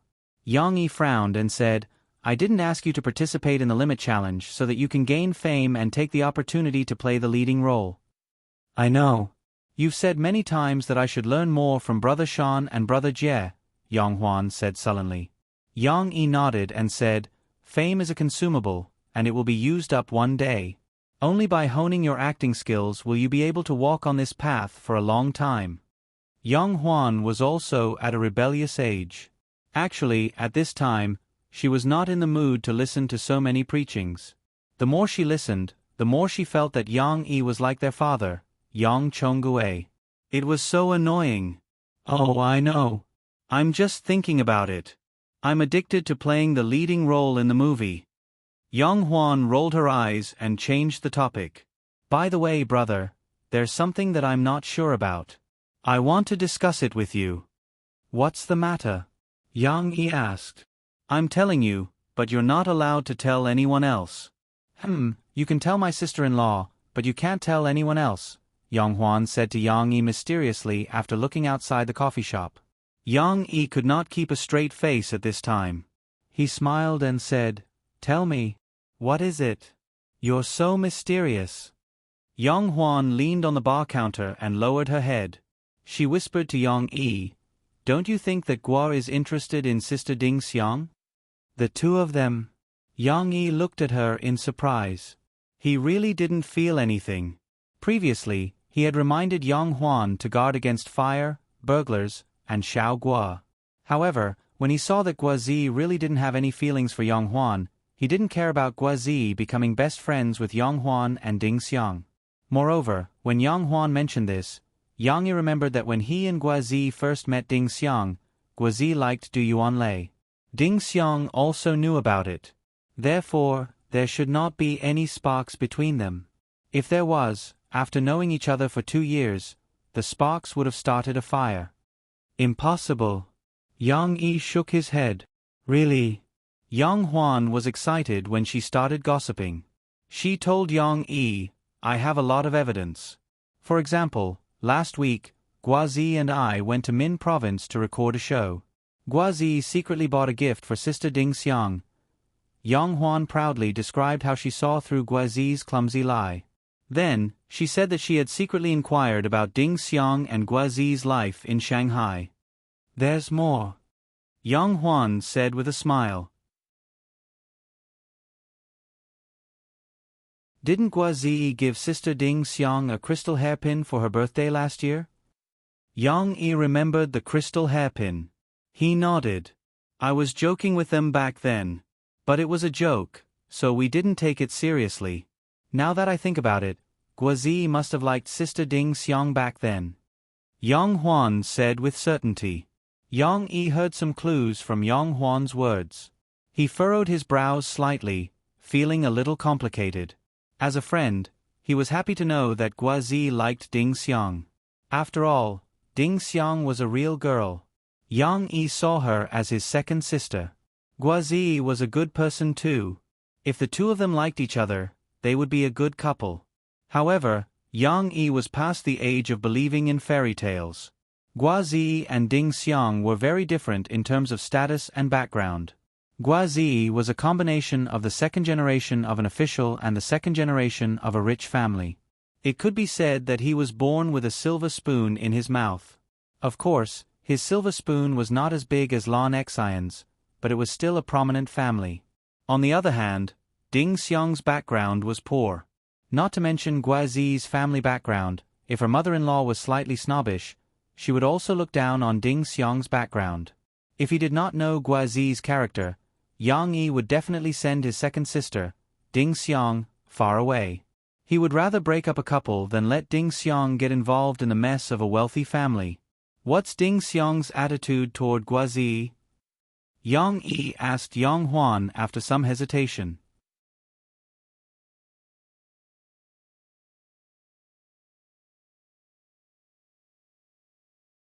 Chapter 759. What was Ding Xiang's attitude towards Guazi? Yang Huan couldn't figure it out herself. I think Sister Ding Xiang likes Xiao Gua. She helped Xiao Gua lose weight so seriously. She even took care of Xiao Gua's diet when they were in Shanghai, Yang Huan said. Yang Huan said. Then, he scratched his head and said, but I don't know what's going on between them. They like each other, but they seem to be lacking a little bit. How should I put it? Passion. Yang Huan didn't know if she had used the right word. She found it strange. Guazi liked Ding Xiang, but they had been in Shanghai for a long time, and there was no progress in their relationship. Ding Xiang's situation was even more confusing. More than a friend, but not yet a lover? Yang Yi thought of a popular saying in his previous life. Yes. Yang Huan nodded happily. Not yet a lover. Girls were emotional creatures after all. Even a carefree girl like Yang Huan was no exception. When she heard this word, she felt that it was very beautiful. However, this state of more than a friend, but not yet a lover, was actually nonsense. Behind the beauty, there were more delays and injuries. Yang Yi and Yang Huan chatted until Yang Huan couldn't hold it in anymore and asked, Brother, why don't you say anything? Xiao Gua and Sister Ding Xiang are like this. How can we help them? Help them? Don't worry about anything. You can't even handle your own affairs, so why should you care about others? Yang Yi waved his hand and pulled a long face. After a while, Guazi came over after class. Yang Yi talked to him about Huijia Primary School. Speaking of which, the test is actually very simple. For the parents, it's a personality test. The questions are randomly selected from their question bank, and there's no right or wrong choice. Because of the large number of questions and the short amount of time, the parents can only think about how they usually do it. They don't have time to think about which method is better. Guazi said. Give me an example, Yang Yi said with interest. He had never done such a test before. For example, there's a question like this. Are you willing to have a wide social circle? A. Yes. B. If I have a choice, I would prefer to be alone. Guazi was able to recall everything easily. A person with a good memory was indeed different. I choose B, Yang Yi said. However, as soon as he said that, Yang Yi regretted it. He asked, in this case, should I choose A? Because Huijia Primary School might want the parents to be sociable and outgoing. Guazi shook his head and said, "It doesn't matter. You can choose either option because according to my observation, in Huijia primary school's test for parents, they don't care about the parent's introverted or extroverted personality. Instead, they pay more attention to the parts of the parent's personality that may affect the child, such as honesty, enthusiasm, positivity, etc. For example, if they find out that the parents repeatedly choose against their own subjective wishes in the test and try to pretend to have a perfect personality, they will deduct a lot of points because they think that if you're used to deceiving, the children's personality might be affected and they will be extra cautious during the screening. Of course, this is only one of the factors. In the personality test, if they find that the parents are not enthusiastic about the children's education and do not care about the children, then they will also think that in the next 6 years, the school's education may not receive the cooperation of the parents, and that this is a hidden danger. Also, the parents' personalities cannot be too extreme. If a teacher points out some problems with the children, the parents will not patiently teach, but will use scolding and beating to provoke the child's rebellious nature, or stubbornly blame the mistakes on the school, affecting the school's teaching order. As Yang Yi listened, he marveled at the wonders of this world. It was just a personality test, but there were actually so many twists and turns in it. Then how can we pass this test? Yang Yi waited for Guazi to finish, then asked with a frown, "We have 5 children, 5 pairs of parents. It's best if we can all pass. Don't let anyone be suddenly eliminated. Like your big brother Lan, he's a respectable person. He can't afford to lose face like this." Yang Yi himself was also a little uneasy. Although he had used Lan's Hao Kai as an example, how could he not lose face like this? To be foolproof, you all first have to examine yourselves to see if you have a stubborn and extreme side, said Guazi seriously. No, these parents all have pretty good characters, said Yang Yi. He was worried about himself. Then it's not a big problem. Answer the questions according to your own situation, and don't cheat. Guazi said, there are a lot of questions, and they're randomly distributed, so there may be repeated parts. If you try to go against your conscience and choose a choice you think is good, you may give yourself away in some part later on. In any case, you all just have to answer the questions according to your own heart. That's all? Asked Yang Yi, a little surprised. He noted it down carefully, preparing to tell Lan's Hao Kai and the others when they got back. I'm not done yet. Guazi suddenly smiled slyly and said, just go ahead and take the exam. Leave the rest to my aunt. I'll give the name list of your 5 families to my aunt. My aunt is a board member of Huijia Primary School. If you all pass, that'll save a lot of trouble. If by any chance there's someone who can't pass, my aunt will help take care of it and let you all pass. Yang Yi was speechless for a moment. Yang Yi looked at Guazi for a while, then used a finger to point at this guy and complained, isn't this still going through the back door? You beat around the bush for so long. Why are you talking about this personality test? Hee hee. Guazi laughed slyly. It looked like he had also learned bad things from that bunch of old foxes. Not taking a shortcut when there was one, Yang Yi was not so pedantic. He only frowned and asked, if there's such a relationship, why didn't you say so last time? You didn't ask.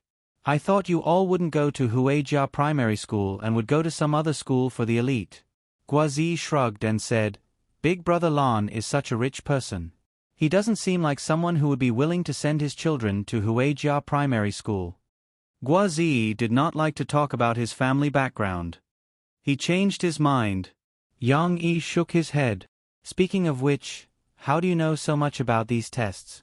When you were in primary school, you were still very young, right? Could it be that you studied it back then? Guazi scratched his head and said embarrassedly, I actually heard about it. 2 years ago, I have a relative whose child also wanted to take the exam for Huijia Primary School. My aunt told them a lot. At that time, the family was having a meal together during the New Year. I was sitting at the side. Why can't your aunt be sent in directly even though she's already a board member? Why does she still have to take the exam? Yang Yi asked, puzzled. My dad said that we shouldn't set a bad example for our children. We should try our best to follow the procedures and take the exam like other children. It's best if they pass, but if they don't, then we'll think of other ways. We can't let them take the back door for granted, Guazi said. No wonder Guazi's personality was not as arrogant and despotic as other second-generation officials. The influence of family was very important. His father, Gua Zhangyan, was now the executive deputy mayor of Zhongqing. However, he had been in charge of disciplinary work in the past. As expected, he was full of righteousness. You have a point. Yang Yi thought about it carefully. We should do the same. We should let the children do their best to prepare for the exam and try not to take the back door and get in on their own. Now, tell me, how are the children's exams? The two of them chatted for a long time, all the way until noon before this topic ended. At noon, Yang Yi found a restaurant to treat Guazi to lunch. He still had to talk to Guazi about Ding Xiang's problem. You're tuning in to the Narrate and Escape YouTube channel. Don't forget to subscribe and join us on this journey to catch the most captivating stories.